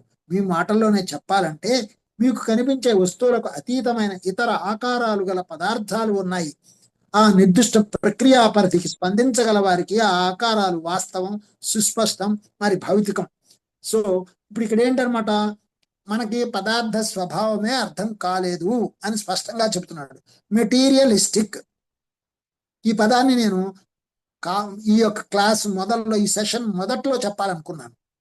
అది ఎప్పుడు కనెక్ట్ అవుతుందా అని లోపల ఆగిపోయింది అది. సో మెటీరియల్ రియలిస్టిక్, ఈ మెటీరియల్ అనేది రియలిస్టిక్ గా ఏంటి, వాస్తవంగా ఏంటి, ఎక్కడి నుంచి వచ్చింది అనేది మన గ్రహింపులోకి రావాలి. మన ఆలోచన రూపాలే ఈ వస్తువులు, ఈ పదార్థాలు అన్నీ అనేటువంటిది మన ఎరుకలోకి బాగా రావాలి. అంతేగాని నేనేదో చేస్తున్నాను అనేది, ఇది నా వల్లనే జరుగుతోంది అని అనుకోవద్దు. అందరూ ఎందుకు పింగాణి పదార్థాలు తయారు చేయట్లేదు, అందరూ ఎందుకు ఇనుప పదార్థాలు తయారు చేయట్లేదు, అందరూ ఎందుకు బంగారపు వస్తువులే తయారు చేయట్లేదు అంటే, ఎవరి ఎరుకలోకి ఏ యొక్క వైబ్రేషన్స్, ప్రకంపనలు వస్తే ఆయా పదార్థాలు అవి అలా రూపాంతరం చెందుతాయి. ఇలా మెటల్స్ గురించి, పదార్థాల గురించే కాకుండా ఇంకా ఆలోచనల్ని అనేక రకాలుగా ఇక్కడ వాస్తవీకరించడం జరుగుతుంది. సశాస్త్రీయంగా లోపలున్న ఆలోచన రూపాలే ఇక్కడ జరుగుతున్న ప్రతిదీ. సో సంభావ్యతల విషయంలో మీరు కొన్ని చర్యలను ఎంపిక చేసుకుని అచేతనంగా వాటిని భౌతిక ఘటనలుగా, వస్తువులుగా మార్చి గ్రహించడం జరుగుతుంది. అయితే మీరు ఎంపిక చేసుకొని ఘటనలు సైతం మీ నుంచి విడివడి ఇతర ఆకారాలలోకి ప్రవేశించడం జరుగుతుంది. ఇందులో అణువుల, పరమాణువుల నడత యొక్క పాత్ర ఉంది. అయితే మళ్ళీ అవి మాత్రం మీ విశ్వంలో కొన్ని దశల్లోనే ఉంటాయి. వాటి కార్యకలాపాలు ఒక నిర్దిష్ట కంపనాల లయలో మాత్రమే గ్రహణకు వస్తాయి. ఇప్పుడు నేను ఇలా చదువుతున్నప్పుడు మధ్యలో, పదాల మధ్యలో చదువుతూ ఉండగానే నా నేనులు కొన్ని ఆలోచనలు జొరబడుతూ ఉంటాయి. అలాగే నా నేనులకు సంబంధం లేకుండా పై నేనులతో సంబంధించిన ఆలోచనలు కొన్ని జొరబడుతూ ఉంటాయి. పై నేనులకు సంబంధించినటువంటి ఆలోచనలన్నీ ధ్యానపూర్వకమైనవైతే నా నేనులకు సంబంధించినవన్నీ ప్రాపంచికమైనవి. కాబట్టి ఒకే సమయంలో ఇప్పుడు ఇలా నేను మాట్లాడుతున్నప్పుడు చదువుతున్నప్పుడు కూడా ఎవరికి వారికి వింటున్న వారికి వింటూ ఉన్నప్పుడు ఉన్నటువంటి ఆ నేను ఒకటైతే లోపల వినకుండా ఉన్న నేను ఒకటి ఉంది. అది వాళ్ళ నేనులతో అంతర ప్రపంచంతో కనెక్ట్ అయి ఉంటే వాళ్ళ నేనుల ఆలోచనలు ఇక్కడ కనెక్ట్ అవుతాయి. లేదు వారి ఆలోచనలు కనుక ప్రాపంచికంగా ఉంటే ఆ నేనుల యొక్క ఆలోచనలు కూడా మధ్యలో వచ్చే అవకాశం చాలా ఉంటుంది. సునిశ్చితంగా గమనిస్తేనే తెలుస్తుంది. నేను ఎక్కడా లేను, ఇక్కడే ఉన్నాను, పూర్తిగా వింటున్నాను అంటారు చాలా మంది. కానీ మరి చదివేవాడు ఉండడు, వినేవాడు ఉండడు అనే విషయం స్పష్టంగా తెలిసేది ఎప్పుడంటే గమనించే శక్తి పెరిగినప్పుడు మాత్రమే. ఇదే బహుళ కొలతల నేను గురించి చెప్పడానికి నేను ఈ విషయాన్ని ఇక్కడ ప్రస్తావించవలసి వచ్చింది. ఎందుకంటే నా నేనులు ఎన్ని రకాలుగా పనిచేస్తుంటాయో ఈ నేనుకు తెలిసి తెలియక, ఈ నేనుకు కొన్ని గ్రహింపులు ఉంటాయి, కొన్ని ఉండవు. అది గమనిస్తూ గమనిస్తూ ఉంటేనే చాలా సెన్సిటివ్గా సూక్ష్మంగా గమనించే స్థితికి ఎదిగినప్పుడు మాత్రమే అవి కనిపిస్తాయి. వాటి కార్యకలాపాలు ఒక నిర్దిష్ట కంపనాల లయలో మాత్రమే గ్రహణకు వస్తాయి. అదే అనమాట చెప్పేది. నిర్దిష్ట కంపన చూడండి, నేను మాట్లాడిన దానికి మొత్తానికి ఒక వాక్యం ఇక్కడ ముందర ఇమ్మీడియట్ గా వెంటనే ఉంటుంది. అంటే ఏంటనమాట, మనం మాట్లాడుతోంది కేవలం అక్కడి నుంచే. ఈ నేనుల మధ్యలో ఎన్ని ఆలోచనలు వస్తాయి, కుటుంబానికి సంబంధించి, ప్రపంచానికి సంబంధించి, మరి సంబంధించనివి. ఎవరికి వారు జాగ్రత్తగా గమనిస్తూ ఉండండి. ఉదాహరణకు మీ శాస్త్రజ్ఞులు పరమాణువులను పరిశోధించినప్పుడు వాటి స్వభావాలను పరిశీలించరు. మీ వ్యవస్థలో అది ఎలా కనబడుతుంది, ఎలా పనిచేస్తుంది అనే దాని లక్షణాలను మాత్రమే పరిశోధిస్తారు. దాని ఉత్కృష్ట వాస్తవికతలు వారి దృష్టి పరిధి నుండి తప్పించుకోవడం జరుగుతుంది. దీనికి ఉదాహరణ ఏంటి అంటే, మన శాస్త్రజ్ఞులు కొన్ని తయారు చేసేటప్పుడు ఈ కంటికి కనబడినవే కాకుండా సూక్ష్మదర్శనులు తయారు చేసుకున్నారు కదా, దాని కింద కూడా చూస్తారు. దానికి కూడా ఒక పరిమితి అనేది ఉంటుంది. ఆ పరిమితికి లోబడి, ఈ కంటికి ఈ పరిమితులకి లోబడే ఒక నిర్ణయానికి వస్తారు, కానీ దాని యొక్క వాస్తవాల్లోకి వెళ్ళరు. అందువల్లనే మనం తయారు చేసుకునేటువంటి వస్తువుల్లో ఒక నాణ్యత అనేది లోపించడం జరగడానికి కారణం అదే. మనము పూర్తిగా 100% నాణ్యత గల పదార్థం ఏదైనా తయారు చేయగలిగాము అంటే ఆ పదార్థం యొక్క వాస్తవికతను ఎంతగా మనం గ్రహించుకోగలిగితేనో మనం ఆ నాణ్యతను సాధించగలుగుతాం. అలాగే ఇప్పుడు ఆ ప్రవేశించే నేనుల పట్ల బయటి నేనులు, లోపటి నేనులు, వీటి పట్ల ఎంత ఎరుక మనం పొందగలిగితే అంత ఎరుకగానే మిగిలి ఉంటాము. కేవలం అంటకుండా వాటిని వీటిని గమనించేవాడిగానే, ఒక సాక్షిగానే మిగిలి ఉంటేనే ఈ సాక్షికి అతీతమైనటువంటి ఆ చైతన్యం మనకి బోధపడుతుంది. ఒక కాంతి కిరణం స్ఫటికం ద్వారా వక్రీభవనం చెంది వర్ణపటంగా ఆవిష్కరింపబడే ప్రక్రియ మీకు పరిచయం ఉన్నదే కదా. అలాగే పదార్థం కూడా మీ భౌతిక వాస్తవికత వ్యవస్థ కొన్ని ఇతర వాటితో పోల్చితే అంత సాంద్రతరమైనదేమీ కాదు. మీ భౌతిక పదార్థానికి మీరిచ్చే కొలతలు సాధ్యపడే వివిధ రకాల కొలతలను అంతంత మాత్రంగా సూచించే ఒక ప్రారంభం మాత్రమే. సో మనకి భౌతికంగా మనం సృష్టించుకున్నటువంటి వస్తువులకి మనం ఇచ్చేదంతా కూడా భౌతికంగా ఒక ప్రారంభం మాత్రమే. అసలు వాటి మూలం చాలా ఉంది. ఇంకా కొన్ని వ్యవస్థలు మీ సొంత వాటి కన్నా ఎంతో బరువైనవి లేదా తేలికైనవి అయితే మీకు పరిచయమైన వాటి అర్థంలో కాదు. మీ సొంత వాటికి ఎంత ప్రాముఖ్యం మరి ఏకరీతి ఉందో అంతే ప్రాముఖ్యం మరి ఏకరీతి గల సంభావ్యత చర్యలు పదార్థ వ్యవస్థలకు అలవాటు పడటం మూలంగా మీకు తెలిసిన ఘటనలను సంపూర్ణమైన వస్తువులుగాను మరి చర్యలుగాను అనుకుంటారు. కానీ బహుళ కొలతలు కలిగిన వాటి అస్తిత్వంలో కేవలం ఒక చిన్ని భాగాన్ని చూస్తున్నారనేది గ్రహించలేరు. ఒక్కొక్క చిన్ని కణానికి ఎంత పని ఉందో, అవి ఎన్ని వాస్తవికతల్ని కలిగి ఉన్నాయో, ఎంత శక్తివంతంగా ఉన్నాయో మనం గ్రహించడం చాలా చాలా కష్టం.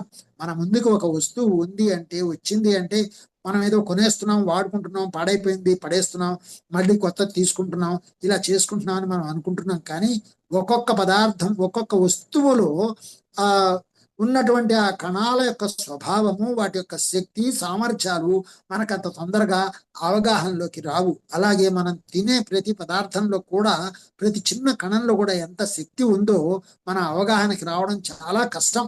అందుకనే అన్ని మాటల్లో పెట్టలేము. అని చెప్తున్నాడు. మన గ్రహింపు శక్తికే వదిలేస్తున్నారు. మరి ఇంకా చెప్పాలంటే సంభావ్యత ఘటనల నుండి భౌతిక ఘటనలను వేరు చేయటం అసాధ్యం.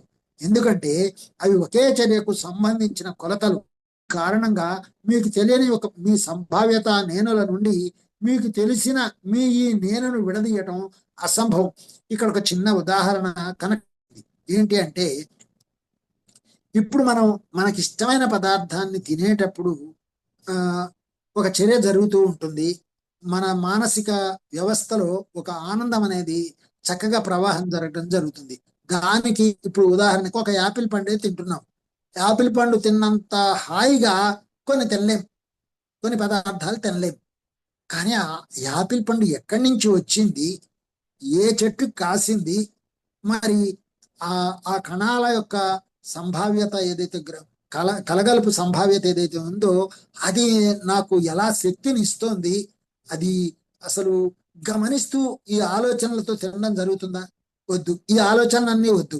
కానీ తినేటప్పుడు కనీసం కళ్ళు మూసుకొని దాన్ని ఒక యాపిల్ పండుని కనీసం ఒక అరగంట సేపు తినగలమా? ఏంటో గబగబా తినేస్తాం, ఏదో తినేస్తే చాలు అన్నట్టుగా. మరి ఒక అరగంట సేపు ఒక యాపిల్ పండుని గనక 100 గ్రాములు ఉన్న ఒక యాపిల్ పండుని ఒక అరగంట సేపు తినగలిగితే కొంతవరకు ఇప్పుడు దీనికి సంబంధించినటువంటి సంగతి అర్థం అవడానికి అవకాశం, గ్రహింపులోకి రావడానికి అవకాశం ఉంది. కళ్ళు మూసుకొని ఆ పండుని తినడం. అలాగా మరి ఒక ఉదాహరణ మాత్రమే. అలా మనం అంటే ఏంటి సార్ అరగంట సేపు టైం వేస్ట్ చేయడం ఏంటి సార్, ఒక యాపిల్ పండు తినడానికి గబగబా తినేసి మన పని మనం చూసుకోవచ్చు కదా అంటారు. రోజు అలా తినమనట్లేదు. అప్పుడప్పుడు అలా ఒకసారి సరదాగా మీరు ప్రయత్నం చేసి చూస్తే ఆ రహస్యం తెలుస్తుంది. దాని వెనక ఉన్నటువంటి ఆ జ్ఞానం ఏంటి అనేది అందుకనే మాటల్లో పెట్టడానికి రాదు అనేది. మనకి చాలా అర్ధరహితంగా కనిపిస్తాయి అవి వినడానికి కానీ చేయడానికి కానీ చేసిన తర్వాత తెలుస్తుంది. ఎలా అంటే, నేను ధ్యానంలోకి వచ్చిన కొత్తలో మీకు పనేం లేదా, ఇంత సైన్సు, మరి ఇంత టెక్నాలజీ, ఇన్ని ఆపరేషన్లు, ఇన్ని మందులు ఇవన్నీ వచ్చాక చూసుకో అంటూ ఏమిటి టైం వేస్ట్ చేస్తారు చండాలంగా, మీకు అసలు బుద్ధి లేదు బుర్ర లేదు అని మాట్లాడాను నేను. కానీ ఇప్పుడు నేను కొన్ని గంటలు అలా కూర్చుంటున్నాను, అలా తెల్లవారిపోతుందంటే మరి ఆ రుచి అనేది ఎలా దొరికించుకోవాలి, మరి దాంతో ఏం సాధించాలి, ఏం ఉంది అనేది కూర్చున్నప్పుడే కదా తెలిసేది. అలాగా ఒక చిన్న ఉదాహరణ మాత్రమే. ఏదైనా అది మన అనుభవంలోకి వచ్చినప్పుడే తెలుస్తుంది. అయితే సంభావ్యత ఘటనలకు చేరేందుకు అంతర్గతంగా వాటి మధ్య దారులు ఉంటాయి. అవి అన్నీ కూడా చర్యలుగా రూపుదిద్దుకునే స్థితిలో ఉండే ప్రకటనలే అవటం వల్ల వాటి మధ్య కొలతలు ఉత్త భ్రమలే. ఈ సంబంధాలను భౌతికమైన మెదడు ఒక్కటే విజయవంతంగా పట్టుకోలేదు. మెదడుకి సమరూపులైన అంతర్గత మనసు ఒక్కోసారి అంతర్బుద్ధి ఆకస్మికంగా గట్లు తెంచుకొని ఏదైనా ఒక దత్త సంఘటన యొక్క బహుళ కొలతలను గ్రహించడం అదనమాట. ఒక యాపిల్ పండుని ఇప్పుడు నేను తినమని చెప్తే ఆ ఉదాహరణని ఇక్కడ ఎక్స్ప్లెయిన్ చేశారు చూడండి. మనం గనక అలా నిదానంగా దాని యొక్క స్వభావంలోకి వెళ్ళినట్లయితే మనకేం జరుగుతుంది, బహుళ కొలతలను గ్రహించడం జరుగుతుంది. ఆ నేనుల యొక్క బహుళ కొలతల యొక్క జ్ఞానాన్ని మనం పొందడం జరుగుతుంది. అయితే ఇందాక నేను చెప్పాను ఏంటి, ఇది ఏ చెట్టుకు పూసింది, ఏ రాష్ట్రంలో పండింది, ఎక్కడి నుంచి నా దగ్గరకు వచ్చింది, నా చేతిలోకి వచ్చింది, కేవలం 30 రూపాయలు పెడితే ఆపిల్ పండు చేతిలోకి వచ్చింది, తినేసాను అంటే అయిపోయింది, అది వేరే. అది ఇప్పుడు ఈ స్పీడ్ యుగం. అయితే అది ఎక్కడి నుంచి వచ్చింది, అసలు ఎలా తయారైంది, ఈ రూపం ఎలా తీసుకుంది, ఇంత రుచిగా ఎలా ఉండింది, ఇలాంటి ఆలోచనలన్నీ తమాషాగా అనిపిస్తాయి వినే వాళ్ళకి. కానీ ధ్యానం చేస్తున్న వాళ్ళకి అవును కదా, ఇంకా చాలా తెలుసుకోవాలి దీని నుంచి అనేటువంటి వాస్తవం అర్థమవుతుంది. కాబట్టి ఇలా చెప్పాల్సి వస్తూ ఉంటుంది అన్నమాట.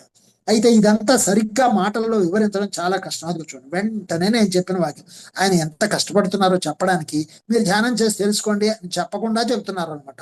సొంతంగా తెలుసుకోండి, నేను చెప్పడం కుదరదు అని. అయితే అందుకనే పత్రిజీ ఏం చేశారు, అన్ని ఆయన సింపుల్ సూత్రాల్లో ఇచ్చేస్తూ మాట మీద ధ్యాస, పని మీద ధ్యాస, ఓకే, శ్వాస మీద ధ్యాస, అనుభవమే జ్ఞానము, ఇలా చిన్న చిన్న ముక్కలు ఇచ్చేశారు. కానీ ఆ ముక్కలు మహావృక్షాలు, అవి మహాసాగరాలు. వాటిల్లోకి మనం ప్రయాణించాలి. అప్పుడే మనకి సారి ఎందుకు ఇలా చెప్పారు, దానిలో ఏముంది అనేది మనకు తెలుస్తుంది. ఇప్పుడు మాట మీద ధ్యాస అనేది ఒక యాపిల్ పండు లాంటిది. సో దాన్ని మీరు అరగంట సేపు యాపిల్ పండు తినమన్నంత నిదానంగా ఆ మాట మీద ధ్యాస అనే పండుని జీవితాంతం తినవలసిన అవసరం ఉంది. పని మీద ధ్యాస అనేది జీవితాంతం తినవలసిన అవసరం ఉంది. ఆ పండ్లని మనము ఎంత నిదానంగా అరగించాలి. అయితే నేను తరచూ చెబుతున్నట్టు మీరు అనుకున్నట్టు కాలం అనేది లేదు. అయినా ఇప్పుడు ఆ కాలం అనేది లేదు అని ఆయన అంటున్నారంటే ఇక్కడ నిదానము అంటే సమయం ఉంది. కానీ నిదానము అంటే ఏంటన్నమాట, జీవిత పర్యంతం ఏదైతే గుర్తుపెట్టుకోవాలో అదే నిదానము అంటే.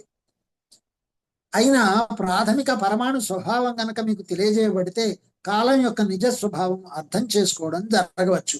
ఓ రకంగా ఒక పరమాణువును ఒక విఘడియ మైక్రో సెకండ్ తో పోల్చవచ్చు. పాపం ఎంత కష్టపడుతున్నారో చూడండి మనకు అర్థం చేయడానికి.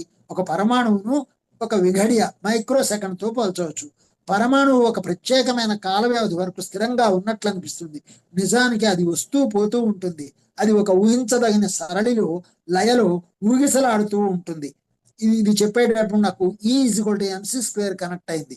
అందులో ఆ కాంతి యొక్క వేగాన్ని కొలవడానికి, అలాగే ఎలక్ట్రాన్లు, ప్రోటాన్లు, న్యూట్రాన్లు, ఇంకా మెటాట్రాన్లు, ఇంకా ఎన్నో ట్రాన్లు ఒక పదార్థంలో ఒక చిన్న పరమాణువులో ఉంటే ఆ ఒక ఎలక్ట్రాన్ యొక్క ప్రయోగాన్ని రూదర్ఫర్డ్ అనేవాడు ఎలా చూపించాడు, మనం ఆ ఎలక్ట్రాన్ ఎలా పరుగులు పెడుతుంది, ఎలా మాయమవుతుంది, మరి ఆ యొక్క సైన్స్ చదువుకున్న వాళ్ళకి బాగా అర్థం అవుతుంది ఇక్కడ కొంతవరకు. ఏంటి అంటే ఎలక్ట్రాన్ జంప్, ఒంటరిగా ఉన్న ఎలక్ట్రాన్లు, మరి అవి ఎలా జత కొడతాయి, ఏంటి ఆర్బిటాలు, ఇవన్నీ కూడా చాలా అద్భుతంగా ఉంటుంది. ఇప్పుడు నేను సైన్స్ చదివి డిగ్రీ వరకు సైన్స్ చదవటం వల్ల నాకు ధ్యానం ఎంత బాగా అర్థమవుతుంది, ఆ పరమాణు తత్వం ఎంత బాగా అర్థమవుతుంది. కాబట్టి ఈ పరమాణు తత్వాన్ని అర్థం చేసుకోవడం కోసమే నేను సైన్స్ అంతవరకు చదివాను. నేను తెలుగు ఎందుకు MA వరకు చదివాను ఈ జన్మలో అంటే ఆ యొక్క అంతరార్థాలని, భావ ప్రసరణ విధానాన్ని అక్షరాల ద్వారా మౌనంగా అందుకోవడం కోసం MA తెలుగు చేయడం జరిగింది. అలాగే రకరకాలుగా మనం అనేక డైమెన్షన్స్, కొలతల్లో అనేక విషయాల్ని మనం ఎందుకు తెలుసుకుంటున్నాము, ఏమీ చదవని వాళ్ళు కూడా ధ్యానంలో ముందుకు వెళ్ళడం జరిగింది, ఆత్మస్థితిలో ఉండడం జరిగింది. ఎలా జరిగింది అంటే వాళ్ళు ఇంత ముందు జన్మల్లో వాళ్ళు ఈ సైన్స్ అంతా నేర్చుకుని ఉన్నారు. మనం ఇప్పుడు చదువుకున్నదంతా వాళ్ళు ఇంతకు ముందే పూర్తి చేసి ఉన్నారు. కాబట్టి వాళ్ళకి ఇదంతా అర్ధరహితంగా కనిపిస్తుంది. సో మనకి ఎవడైనా ఎదుటివాడు అర్ధరహితంగా కనిపిస్తున్నాడు అంటే అది ఇంతకు ముందు జన్మల్లో చేసైనా ఉండాలి, లేకపోతే పై జన్మల్లో చేయాల్సిన అవసరమైనా ఉండాలి. ఈ విషయాన్ని మనం గ్రహించుకోవాలి ఇక్కడ. అది ఒక ఊహించదగిన సరళిలో లయలో ఊగిసలాడుతూ ఉంటుంది. ఈ ఊగిసలాటలో కొన్ని ప్రత్యేకమైన చోట్లలో మాత్రమే మీ వ్యవస్థలో దాన్ని చూడటం జరుగుతుంది. అందుచేత శాస్త్రజ్ఞులకు అది స్థిరంగా ఉన్నట్టు అనిపిస్తుంది. చూడండి, మనం ఒక పరమాణువులో ఉన్నటువంటి ఎలక్ట్రాన్లు, ప్రోటాన్లు, న్యూట్రాన్లు వీటిని చదవడానికి మైక్రోస్కోపులు, మనం సృష్టించుకున్న మైక్రోస్కోపుల ద్వారా చదువుతున్నాము, చూస్తున్నాము, కొంతవరకు తెలుసుకుంటున్నాము వాటి స్వభావాన్ని. కానీ నేను మొదట్లో క్లాసుల్లో చెప్పేవాడిని, అసలు ఈ సైన్స్ గురించి కాకుండా మామూలుగా నేను మాట్లాడుతున్నాను, మీరు వింటున్నారు అంటే మన మధ్యలో ఎన్ని పరమాణువులు ఇక్కడ ఉన్నాయి, ఆ పరమాణువుల్లో ఎన్ని రకాల కణాలు ఉన్నాయి, అవి ఎలా అనుసంధానమై ఒక తీగలాగా ఉండి వినే ప్రకంపనాలని సృష్టించి మన చెవి ద్వారా మన మెదడుకి అందజేస్తున్నాయి. సో కాబట్టి ప్రకృతిలో ఎంత పని జరుగుతుంది. ఈ గాలిలో ఒక పరమాణువు అంటే కొన్ని మహావిశ్వము అని సేతు చెబితే మరి మహావిశ్వంలో ఎంతమంది మాస్టర్స్ ఉంటారు. సో మన కోసం ఎంతమంది, ఎన్ని లక్షల కోట్ల మాస్టర్స్ పనిచేస్తే మనం ఈ వాక్యాలను వినగలుగుతున్నాం. అలాంటప్పుడు మాట మీద ఎంత ధ్యాస ఉండాలి, మనం చేసే పని మీద ఎంత ధ్యాస ఉండాలి, ఆ పనిలో ఎన్ని పరమాణువులు పాల్గొంటున్నాయి, ఆ మాటలో ఎన్ని పరమాణువులు పాల్గొంటున్నాయి, ఈ వినడానికి, ఈ చేయడానికి మరి ఎంత శక్తిని అవి మన కోసం వినియోగిస్తున్నాయి అని ఎరుకలో మనం ఉండాలి. కాబట్టి అందుచేత శాస్త్రజ్ఞులకు అది స్థిరంగా ఉన్నట్టు అనిపిస్తుంది. వారికి దాని గైర్హాజరీ సమయాల గురించి అవగాహనే ఉండదు. ఇప్పుడు ఇక్కడ నాకు చెప్పాలనిపిస్తుంది ఏంటంటే, నిజంగా రూదర్ఫర్డ్ ప్రయోగాన్ని చూపించినప్పుడు, సైన్స్ లో ల్యాబ్ లో చూపించినప్పుడు, ఆ ఎలక్ట్రాన్ జంప్ చేస్తున్నప్పుడు మధ్యలో కొన్ని ఖాళీలు, చీకటి స్థానాలు కనబడతాయి. మరి ఆ చీకట్లో ఏమున్నాయి, చీకట్లో ఏముంది అంటే ఇప్పటికిప్పుడు కనిపించింది మీకు చెప్తున్నా. దాన్ని అది గెంతడానికి కావాల్సిన శక్తి ఇచ్చేటువంటి తత్వం అక్కడ ఉంది. కాబట్టి అక్కడ కూడా చాలా ఉంది. కాబట్టి మనం అలా గ్రహింపు శక్తిని అభివృద్ధి చేసుకోవాల్సిన అవసరం ఉంది. ఆ ఊగిసలాటలో, ఆ గైర్హాజరీ సమయాలలో, అంటే ఎలక్ట్రాన్ ఇక్కడి నుంచి అక్కడికి వచ్చే టైంలో అది కనిపించకుండా జంప్ చేసింది. అది ఎక్కడుంది, అది వీళ్ళ పరిధిలోకి రాదు. అది జంప్ చేస్తుందని మాత్రమే చెప్తాడు. ఇంత సమయం తర్వాత, ఇంత ఫ్రీక్వెన్సీ తోటి, ఇంత వేవ్ లెంగ్త్ తోటి అది ఇలా జంప్ చేస్తోంది అని చెప్తాడే తప్ప వాడి ఎరుకలో అది ఉండదు. ఏంటంటే వాడి కంటికి కనబడింది, దాన్ని ఒక ప్రమాణంతో ఒక పదంతో లాండా అని ఆల్ఫా అని బీటా అని పేర్లు పెట్టి దాంతో కొలవటం పేర్లు పెట్టుకోవడం జరుగుతూ ఉంటుంది వాడికి. కానీ ఆ మధ్యలో ఉన్నది తెలియదు. అంటే వాళ్ళు తక్కువ వాళ్ళని కాదు, వాళ్ళు తెలుసుకున్నది వాళ్ళు చెప్తున్నారు. కాకపోతే వాటి మధ్యలో ఏముంది ఎంత ఉంది అనేది మనము మన యొక్క గ్రహింపు శక్తిని పెంచుకుంటూ మన అవగాహనతో మనం తెలుసుకోవాల్సిన అవసరం ఉంది. సో అక్కడ వాస్తవికతా వ్యవస్థలో ప్రత్యక్షం అవుతుంది. ఆ వాస్తవికతా వ్యవస్థలో అప్పుడు దానికి హాజరుపడుతుంది, అక్కడ కూడా దానికి స్థిరత్వం ఆపాదించబడుతుంది. ఇలా మీ వ్యవస్థకు అందని ఎన్నో ఊగిసలాడే బిందువులు ఉన్నాయి. వాటిల్లో జరిగే చర్యలు మరి వాటిల్లో ఉన్న విశ్వాలు వ్యవస్థలు మీ వ్యవస్థకు అందవు. ఇదంతా రాస్తున్నప్పుడు చదువుతున్నప్పుడు నాకు అసలు ఏమీ బోధపడలేదు. అప్పుడు ఈ నేను ఒక పెద్ద మొద్దు శుద్ధ ముద్ద అన్నమాట. ఇప్పుడు ఏదో కొంచెం తెలిసింది, ఇంకా తెలుసుకోవాల్సింది చాలా ఉంది అని నేను అనుకున్నప్పుడే ఆ ప్రకంపనలలోకి వెళ్ళి వాటిని అవగాహన చేసుకునే శక్తిని ఆ స్థితిని పొందడం జరుగుతుంది అన్నమాట. అప్పుడు శుద్ధ మొద్దులా ఉండడము మంచిదే, ఇప్పుడు కొంచెం వెలగడము మంచిదే, ఇంకా ముందుకు వెళ్ళడానికి జరుగుతున్నది అంతా మంచే. మరి ఇలాంటి ప్రవర్తనే అంతు చిక్కని రహస్యమైన లోయల్లో. అందువల్లే ఎవరిని ముద్దని వాడికి ఏం తెలియదని వాడు చెప్తే వినడని మనం అనుకోవద్దు. అంతకంటే మనం పెద్ద శుద్ధ ముద్దులా అన్నమాట. అందువల్ల మన ముద్దుకు పదును పెట్టుకొని మనం దాన్ని ఎలా ఇంకా జ్ఞానవంతం చేసుకోవాలో తెలుసుకుంటే చాలు. మానసిక స్థాయిలో సైతం కూడా జరుగుతుంది. భౌతికతను అన్వయించుకునే చేతన పరమాణువు యొక్క ఒక దశకు చెందిన కార్యకలాపాలకు స్పందిస్తూ దాని నిర్దిష్ట అస్తిత్వం పట్ల మెలకువగా ఉంటుంది. ఎంత అద్భుతంగా ఉంది చూడండి. ఈ వాక్యాలు ఇలా చదివితే అర్థం కావడం చాలా చాలా కష్టం. మరి అందువల్లే ఈ యొక్క మనం సెషన్ జరుపుకుంటున్నాం. ఏంటి? పరమాణువు యొక్క ఒక దశకు చెందిన కార్యకలాపాలకు స్పందిస్తూ దాని నిర్దిష్ట అస్తిత్వం పట్ల మెలకువగా ఉంటుంది. ఏంటది? భౌతికతను అన్వయించుకునే చేతన పరమాణువు యొక్క ఒక దశకు చెందిన కార్యకలాపాలకు స్పందిస్తూ దాని నిర్దిష్ట అస్తిత్వం పట్ల మెలకువగా ఉంటుంది. చేతన అంటే కాన్షియస్. ఈ యొక్క ఫిజికల్ ఈ భౌతిక వ్యవస్థని అన్వయించుకోవడానికి ఆ కాన్షియస్ అనేది ఏదైతే ఉందో ఆ చేతన పరమాణువు యొక్క ఒక దశకు చెందిన కార్యకలాపాలకు, అంటే ఆ పరమాణువు ఎలా గెంతుతోంది, ఆ గెంతేటప్పుడు మధ్యలో ఏం జరుగుతోంది, ఆ చీకటి ఎందుకు ఉంది, అది వెలుతురుగా ఎందుకు కనబడుతోంది, అది ఎంత శక్తిని కలిగి ఉంది, దాని యొక్క పని ఏంటి అన్నది మనం చూడగలుగుతాం. అసలు చూడండి, దట్టంగా అల్లుకొనబడిన పరమాణువుల యొక్క సముదాయం, ఎన్ని పరమాణువుల యొక్క సముదాయం పండైంది, ఒక గింజ అయింది. ఆ గింజలో ఎన్ని చెట్లు ఉన్నాయి, తిరిగి ఎన్ని పండ్లు ఉన్నాయి, అది ఎక్కడి నుంచి వచ్చింది, ఎంత రసాయనిక చర్య ఇక్కడ జరిగింది, ఎంత కెమిస్ట్రీ ఉంది, ఎంత ఫిజిక్స్ ఉంది, ఎన్ని శాస్త్రాలు ఉన్నాయి అసలు ఒక గింజలో. అదే నీ జన్మకు సంబంధించిన బీజంలో ఏమున్నాయి, ఎన్నున్నాయి, ఎక్స్ క్రోమోజోములు, వై క్రోమోజోములు, ఒక ఎక్స్ ఒక వై కలిస్తే ఇలా మనం మాట్లాడుకుంటున్నాం మనకు తెలిసిన భాషలో. కానీ అవి కలవడానికి అసలు ఎంత జరిగింది, ఎంత సైన్స్ ఉంది అక్కడ. అయితే ఊగిసలాట యొక్క మిగిలిన దశలలో చేతన విభిన్నమైన వాస్తవికత వ్యవస్థలో దృష్టి కేంద్రీకరిస్తుంది. ఈ విధంగా చేతనకు తను ప్రతిస్పందించే ఆ ఊగిసలాటలోని నిర్దిష్టమైన దశ మాత్రమే స్మృతిలో ఉండటం జరుగుతుంది. ఆ కాన్షియస్ కి ఈ యొక్క ఊగిసలాటకి సంబంధించిన నిర్దిష్టమైన దశ మాత్రమే స్మృతిలో ఉంటుంది. నిజానికి ఆ ఊగిసలాటలు ఏకకాలంలో జరుగుతాయి. వాటి నడుమ ఖాళీలు ఉన్నట్లు మీకు అనిపిస్తుంది. మన లక్ష్యాలకు నేను ఇచ్చిన వివరణ అత్యుత్తమమైనది. అలానే సంభావ్యత వ్యవస్థలు కూడా ఏకకాలంలో ఉంటాయి. ప్రాథమికంగా మన చర్య అనుసరించి పరమాణువు అన్ని ఇతర వ్యవస్థలలోనూ ఒకే సమయంలో ఉంటుంది. మనం ఇంతవరకు మాట్లాడింది అద్భుతమైన మీ గ్రహణకు అందని సంక్షిప్తంగా సున్నితంగా జరిగే ఊగిసలాటల గురించి సుమా. అయితే మీ లెక్క ప్రకారం నెమ్మదైన మరింత విస్తృతమైన ఎక్కువ సమయం తీసుకునే ఊగిసలాటలు ఉన్నాయి. అందుకనే ఆ నెమ్మది ఆ నిదానం గురించి వాటి మధ్య జరిగేటువంటి రసాయనిక భౌతిక అభౌతిక చర్యల గురించి అంత స్పష్టంగా ఈ మాధవరావు ద్వారా మీకు అందించడానికి సేతు వీడిని ఒక మైక్ లాగా ఉపయోగించుకోవడం చాలా ఆనందంగా ఉంది. మీ సొంత వాటితో దగ్గర సంబంధం లేని పూర్తిగా విభిన్నమైన అస్తిత్వ వ్యవస్థలను అవి ప్రభావితం చేస్తాయి. అలాంటి ఒక ఊగిసలాటకు ఉదాహరణకు మీకు కొన్ని వేల సంవత్సరాలు పట్టవచ్చు. అందులో సంభవించే ఘటనలు వర్తమానంలోనివిగా గ్రహణకు రావటం చేత ఈ వేల సంవత్సరాలు మీకు కేవలం ఒక్క క్షణంగా అనుభవంలోకి రావచ్చు. ఎంత గొప్ప విషయం అంటే ఇది. నేను అందుకే క్లాసుల్లో చెప్పేవాడిని. ఆ విషయాన్ని మళ్ళీ మీకు గుర్తు చేస్తున్నాను. ఏంటి అంటే ఇక్కడ సేతు కూడా వాడారు ఒక వాక్యాన్ని. మీరు నేనున్న వాస్తవికతలోకి రావాలి అంటే ఎన్నిసార్లు చావాలో, ఎన్ని వేల సార్లు చావాలో అన్నారు. పుట్టాలో అనలేదు. ఎందుకు అంటే పుట్టుక అనేది మామూలుగా ఈ ప్రపంచానికి ఎరుకలో ఉంటుంది సెలబ్రేషన్. చావు అనేది ఎరుకలో ఉండదు.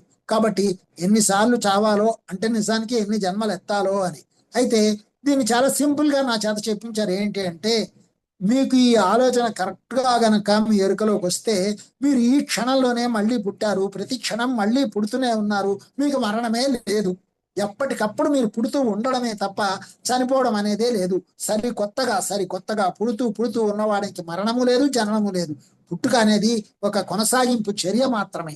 ఎందుకంటే జ్ఞానమే, అంతకంటే మరేమీ లేదు. అందువల్ల ఈ యొక్క వేల సంవత్సరాలు కూడా ఒక క్షణంలో అనుభవంలోకి వస్తాయి. సో ఒక 400 జన్మల కర్మలు దగ్ధమైపోయినట్టు అనుభవం పొందడమే కాదు, కొన్ని లక్షల జన్మలు కూడా దగ్ధమైపోయి ఆ జ్ఞానాన్ని మనం పొందాము అని దాని అర్థం. సంఖ్యాపరంగా 400 అని చెప్పుకోవడమే కానీ నిజానికి లక్షల జన్మల జ్ఞానాన్ని మనం పొంది ఉన్నాము అనే ఎరుకలోకి రావాలి. మరి అలాంటి వారి చేతన బహుళ ప్రస్తుతాలుగా స్పష్టంగా అనుభవించే అసంఖ్యాక సంభావ్యత నేనుల వ్యవస్థల చేతనను తనలో కలిగి ఉంటుంది. అసంఖ్యాకమైన ప్రదేశాలలో జరిగే ఈ బహుళ ప్రస్తుతాలను అవి ఎన్నైనా యథార్థ ప్రస్తుతాలలోకి మార్చుకోవచ్చు.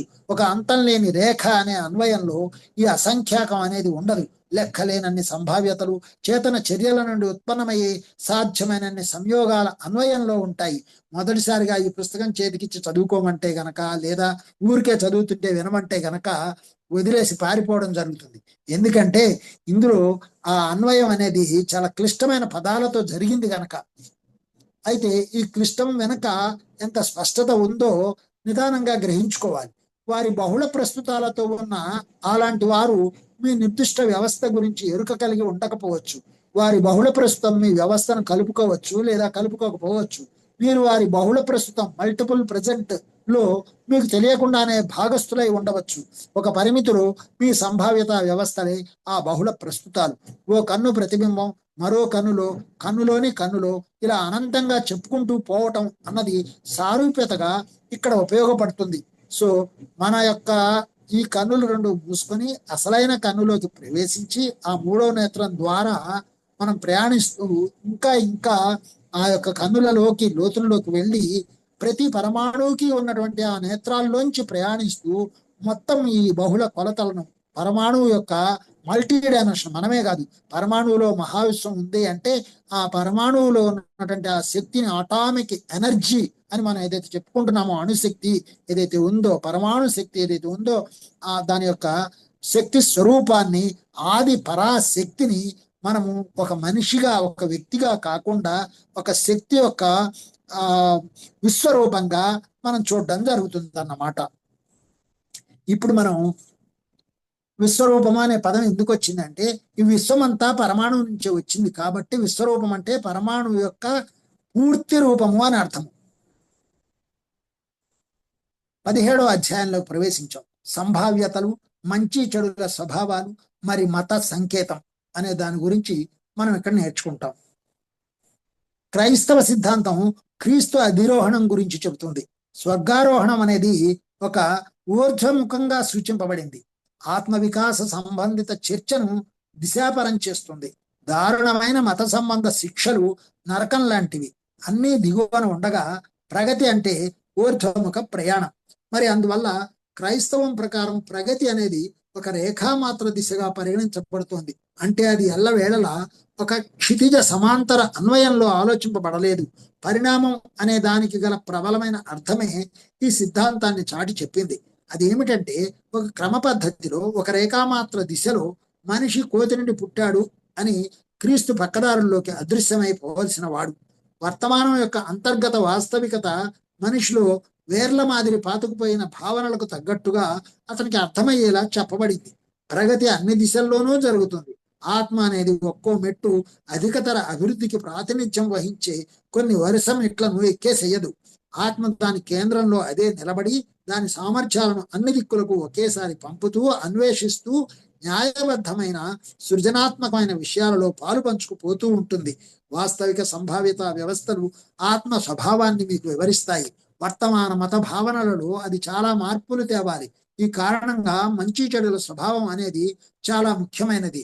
ముఖ్యంగా ఇక్కడ చెప్పుకోవాల్సింది ఏంటంటే మనిషి కోతి నుంచి పుట్టాడు అని ఒకడంటే, కాదు అని ఇంకొకడంటే, రకరకాలుగా ఇప్పుడు మనిషి మొట్టమొదట్లో భూమి బల్లపరుపుగా ఉందని, తర్వాత గుండ్రంగా ఉందని, ఇలా రకరకాల వాదనలు వస్తే అంటే ఏంటనమాట, ఎవరు ఏ రకంగా ఆ వాస్తవికతలోకి ప్రవేశించి తెలుసుకున్నారో అంతవరకే చెప్పారన్నమాట.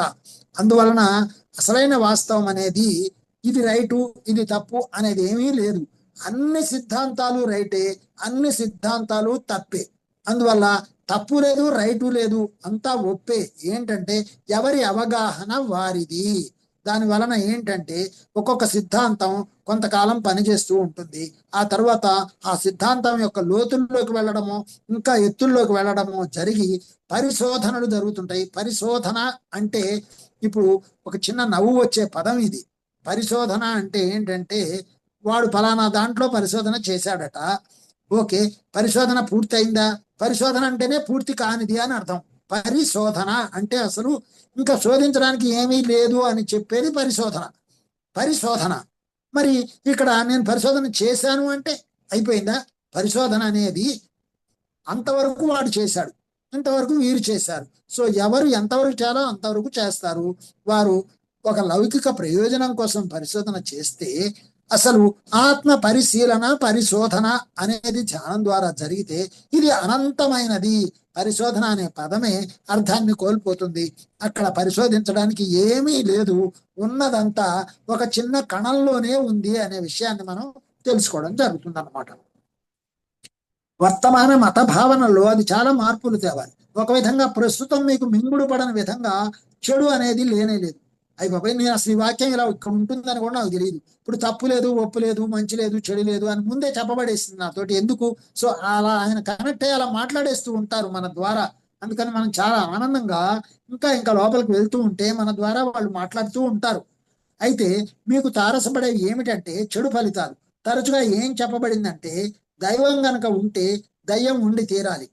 ఓకే, ఇప్పుడు ఇక్కడ మంచి చెడు గురించి చెప్పుకున్నప్పుడు ఒక చిన్న ఉదాహరణ మనం చెప్పుకుంటే ఇంకా స్పష్టంగా ఉంటుంది. ఏంటి అంటే మనం ఇప్పుడు పండ్లు తెచ్చుకున్నాము తినాలని, ఇంట్లో పెట్టుకున్నాము. ఒకటి తిన్నాము, తెచ్చుకునేటప్పుడు బాగానే ఉంది. ఇది రేపు తినచ్చులే అనుకున్నాము, కానీ తెల్లవారేసరికి అది కుళ్ళిపోయింది, చెడిపోయింది అన్నాం. మనం నిన్న తెచ్చుకున్నప్పుడు మంచిగానే ఉంది, అదే చెడుగా మారింది కదా. కానీ దాన్ని ఏం చేస్తున్నాం, మనం తీసుకెళ్లి ఎరువుగా వేస్తున్నాం. అంటే మళ్ళీ మంచి పండు తీసుకోవడానికి. మళ్ళీ మంచి పండు చెడు నుంచే వచ్చింది కదా, కాబట్టి మంచి లేదు చెడు లేదు. అయితే చెడు తిన్నావా? తినలేదు. ఎందుకంటే ఇక్కడ కాల పరిధిలో ఉన్నాం కాబట్టి ఈ కాల పరిధిలో ఆ లక్షణాలతో ఆ గుణాలతో ఉన్నదాన్ని తినకూడదు, దాన్ని ఎరువుగా మాత్రమే వాడాలి. సో ఈ విషయం తెలియక మనం మళ్ళీ విడిగా రసాయనిక ఎరువులు తయారు చేసుకొని వాడుతూ మనం అనారోగ్యం పాలు చేసుకున్నాం. అది కూడా మంచిదే, ఎందుకంటే మళ్ళీ తిరిగి ప్రకృతి వ్యవసాయం చెయ్యాలి అనే దగ్గరికి ఇప్పుడిప్పుడు వస్తోంది ప్రపంచము. ఎందుకంటే ఎంతైతే అభివృద్ధి చెందామో అదంతా కేవలము ఒక డ్రామా, ఒక నాటకం. అభివృద్ధిలో భాగమే అయినా మనం రోగాలు తెచ్చుకొని వాటి నుంచి ఎలా నయం చేసుకోవాలి అనే మందులు కనిపెట్టుకొని నేను ఇంత కనిపెట్టాను అంత కనిపెట్టాను అని విర్రవీగుతూ అయ్యయ్యో ఇది కాదు అని తెలుసుకొని నేతి నేతి అంటే నేను కాదు నాది కాదు, ఇదంతా ప్రకృతిలో భాగమే అనే సత్యాన్ని ధ్యానపూర్వకంగా తెలుసుకొని మళ్ళీ ప్రకృతితో సహజీవనం చేయడానికి ప్రపంచం ఇప్పుడు ఇలాంటి వినాశకర పరిస్థితులను ఎదుర్కొంటోంది. అబ్బా ఎంత మంచి జరుగుతోంది నిజానికి. అబ్బా ఇక్కడ కూడా యాపిల్ పండు గురించే చెప్తున్నాడండి. తరచుగా ఏం చెప్పబడిందంటే దైవం కనుక ఉంటే దయ్యం ఉండి తీరాలి, అలాగే మంచి అనేది ఉంటే చెడు ఉండాలి. ఇది ఎలా ఉందంటే యాపిల్కి పైభాగం ఉంది కాబట్టి అడుగు భాగం కూడా ఉండే తీరాలి అన్నట్టు. రెండు యాపిల్లో భాగాలే అన్నది అర్థం చేసుకోలేక మనం వెనుకకు ప్రాథమిక విషయాల్లోకి వెళ్తాం. మీరు మీ ఆలోచనలతో, అనుభూతులు, మానసిక చర్యలతో వాస్తవికతను సృష్టిస్తారు. వాటిలో కొన్ని భౌతిక వాస్తవికతను పొందుతాయి, మరికొన్ని సంభావ్యత వ్యవస్థలలో యథార్థ స్థితిని పొందుతాయి. అసంఖ్యాకమైన ప్రత్యామ్నాయాలు, ఎక్కువ కొన్ని తక్కువ, అనుకూలత కలిగినవి మీ ముందు ఉంచబడతాయి. మరి అందుచేత ప్రతి వాస్తవికత మీ మానసిక చర్య అని, దాని బాధ్యత మీదే అని అర్థం చేసుకోవాలి. ఈ నిర్దిష్టమైన వాస్తవికతలు అందుకోసమే మీరున్నారు. దయ్యం అనే దానిని మీరు మీలాగే నమ్ముతున్నవారు నమ్ముతున్నంత కాలం ఒక వాస్తవంగా దానిని సృష్టించుకోవడం కొనసాగుతూనే ఉంటుంది. దేవుడైనా దయ్యమైనా మనం సృష్టించుకున్నవే.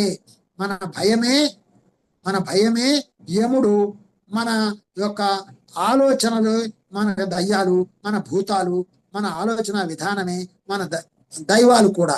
కాబట్టి ఇవన్నీ మనకున్నటువంటి శక్తి స్థాయిలో మనం సృష్టించుకున్నవే అనే విషయాన్ని మనం గుర్తుపెట్టుకున్నట్లయితే, సో ప్రస్తుతం ఇక్కడ మనం ఆపేసుకొని మీ యొక్క మాటలు, భావాలు, ఆలోచనలు ఇప్పుడు పంచుకుందాం.